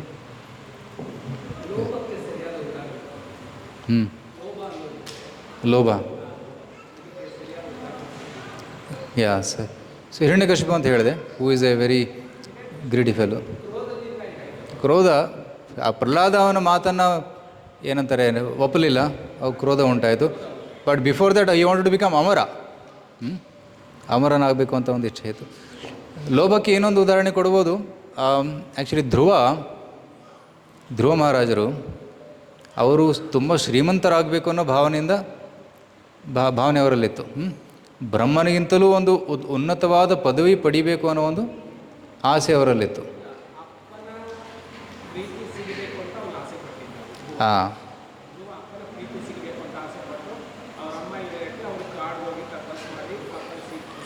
ಆ ತಪಸ್ಸು ಯಾಕೆ ಹೋದರು, ಭಾಗವತದಲ್ಲಿ ಬರ್ತದೆ. ಹಿ ವಾಂಟೆಡ್ ಟು ಗೆಟ್ ಪಾರಮೇಷ್ಠ್ಯಂ, ಅಂದರೆ ಬ್ರಹ್ಮಲೋಕಕ್ಕಿಂತಲೂ ಹೆಚ್ಚು ಸಂಪತ್ತು ಗಳಿಸ್ಬೇಕು ಅನ್ನೋ ಭಾವನೆಯಿಂದ ತಪಸ್ಸು ಮಾಡೋಕ್ಕೆ ಹೋಗ್ತಾರೆ ಅವರು. ಅದೂ ಇದೆ ಇದೂ ಇದೆ. ಓಕೆ, ಸೊ ಆ ಒಂದು ಇಚ್ಛೆ ಇಟ್ಕೊಂಡು ಹೋದರು. ಆದರೆ ಅವರ ಒಂದು ಸೌಭಾಗ್ಯ ಏನಂತಾರೆ, ನಾರದ ಮುನಿಗಳ ಸಂದರ್ಶನವಾಯಿತು. ಆ ದಾರಿಯಲ್ಲಿ ನಾರದ ಮುನಿಗಳ ಸಂದರ್ಶನವಾಯಿತು. ನಾರದ ಮುನಿಗಳವರಿಗೆ ಮಂತ್ರವನ್ನು ಕೊಡ್ತಾರೆ. ಆಗ ಅವನ ಹೃದಯದಲ್ಲಿರುವಂಥ ಲೋಭ ಕಡಿಮೆ ಆಯಿತು, ಭಗವಂತನ ಸಾಕ್ಷಾತ್ಕಾರವಾಯಿತು. ಸೊ ಅದಕ್ಕೆ ಯಾರು ಎಂಥವರೇ ಆಗಿರಲಿ, ಅಕಾಮ ಸರ್ವಕಾಮವ ಮೋಕ್ಷಕಾಮ ಉದಾರಧಿ ತೀವ್ರೇಣ ಭಕ್ತಿಯೋಗೇನ. ಒಬ್ಬ ಕಾಮಿ ವ್ಯಕ್ತಿ ಆಗಿರಲಿ, ಕ್ರೋಧಭರಿತ ವ್ಯಕ್ತಿ ಆಗಿರಲಿ, ಅದು ಲೋಭಿ ವ್ಯಕ್ತಿ ಆಗಿರಲಿ, ಯಾರೇ ಆಗಿರಲಿ, ಅವರು ತೀವ್ರವಾಗಿ ಭಗವಂತನ ಸೇವೆಯನ್ನು ಮಾಡಿದರೆ ಅವರು ಭಗವಂತನನ್ನು ಪಡೆಯಬಹುದು, ಕಾಮ ಕ್ರೋಧ ಇತ್ಯಾದಿಗಳಿಂದ ಮುಕ್ತರಾಗಬಹುದು. ಸೊ ಭಕ್ತಿ ಸೇವೆ ತುಂಬ ಪವರ್ಫುಲ್ ಆಗಿದೆ. ಅಕಾಮ ಸರ್ವಕಾಮವ, ಎಲ್ಲ ಕಾಮನೆ ಇಟ್ಕೊಂಡಿರಲಿ, still he can practise bhakti and attain perfection. Yes. So ನಮ್ಮ ಮನಸ್ಸಲ್ಲೂ ಕೂಡ ಕಾಮ ಕ್ರೋಧ ಲೋಭ ಇರ್ತದೆ. ಬಟ್ ಹಿರಣ್ಯಕಶಿಪು ರಾವಣರ ಹತ್ರ ತುಂಬ ಹೆಚ್ಚು ಪ್ರಮಾಣದಲ್ಲಿತ್ತು. ನಮ್ಮ ಹೃದಯದಲ್ಲಿ ಸ್ವಲ್ಪ ಇರ್ತದೆ. ಅದಕ್ಕೆ ಏನು ಮಾಡಬೇಕು, ನಾವು ಭಗವಂತನ ನಾಮಸ್ಮರಣೆ ಮಾಡಬೇಕು. ಹರೇ ಕೃಷ್ಣ ಕೃಷ್ಣ ಕೃಷ್ಣ ಹರೇ ಹರೇ ಹರೇ ರಾಮ್ ರಾಮ್ ರಾಮ್ ಹರೇ. ಸ್ಮರಣೆ ಮಾಡ್ದಂಗೆ ಏನಾಗ್ತದೆ, ಚೇತೋ ದರ್ಪಣ ಮಾರ್ಜನಂ ತದಾ ರಜಸ್ತಮೋ ಭಾವ ಕಾಮಲೋಭಾದಷ್ಟೇ ಚೇತೇದ ನಾನಾವಿಧಂ ಸ್ಥಿತಂ ಸತ್ವೇ ಪ್ರಸಿದ್ಧಿ. ಕಾಮಲೋಭ ಇತ್ಯಾದಿ ಹೃದಯದಿಂದ ಅದು ನಾಶವಾಗ್ತದೆ, ಮತ್ತು ಭಗವಂತನ ಪ್ರತಿ ಪ್ರೀತಿ ಹೃದಯದಲ್ಲಿ ಮೂಡುತ್ತೆ ಅಂತ ಶಾಸ್ತ್ರ ಹೇಳ್ತದೆ. ಲೋಭಕ್ಕೆ ಇನ್ನೊಂದು ಉದಾಹರಣೆ ದುರ್ಯೋಧನ. ಇದು ವೆರಿ ಗುಡ್ ಎಕ್ಸಾಂಪಲ್. ದುರ್ಯೋಧನ ಎಲ್ಲ ನನ್ನದೇ. ಆ ಪೀಠ ಅವ್ರದ್ದಿರಲಿಲ್ಲ. ಆ ಪೀಠ ಯಾರ್ದಿತ್ತು? ರಾಜಗದ್ದೆ ಯಾರ್ದಿತ್ತು? ಯುಧಿಷ್ಠಿರನದಿತ್ತು. ಪಾಂಡವನ ಮಗ ಯುಧಿಷ್ಠಿರ. ದುರ್ಯೋಧನ ಇದು ರಾಜ್ಯ ಬೇಕು. ಪಾಂಡವರು ದೊಡ್ಡವರಾದಮೇಲೆ ಆಯ್ತಪ್ಪ ನೀವು ಖಾಂಡವಪ್ರಸ್ಥ ತಗೊಳ್ಳಿ. ಅಲ್ಲಿ ಅವರು ಇಂದ್ರಪ್ರಸ್ಥ ಮಾಡಿಬಿಟ್ರು. ಅದನ್ನು ಖಾಂಡವಪ್ರಸ್ಥವನ್ನು ಇಂದ್ರಪ್ರಸ್ಥವಾಗಿ ಮಾಡಿದ್ರು. ಅದೂ ಬೇಕು ಅಂದರು. ಅದನ್ನು ಬೇಕು. ಅದಕ್ಕೆ ಬೇಕು ಅನ್ನೋದಕ್ಕೋಸ್ಕರ ಪಾಂಡವರನ್ನು ವನವಾಸಕ್ಕೆ ಕಳಿಸಿದ್ರು. ವನವಾಸದಿಂದ ಹೊರಬಂದ ಮೇಲೆ ಒಂದು ಸೂಜೆ ಮಳೆಯಷ್ಟು ಕೂಡ ಜಾಗ ಕೊಡೋದಿಲ್ಲ ಅಂತಾರೆ. ಯುದ್ಧಕ್ಕೆ ತಯಾರಾದರು. ದ್ಯಾಟ್ ಇಸ್ ಅ ಲೋಭ. ಹರೇ ಕೃಷ್ಣ.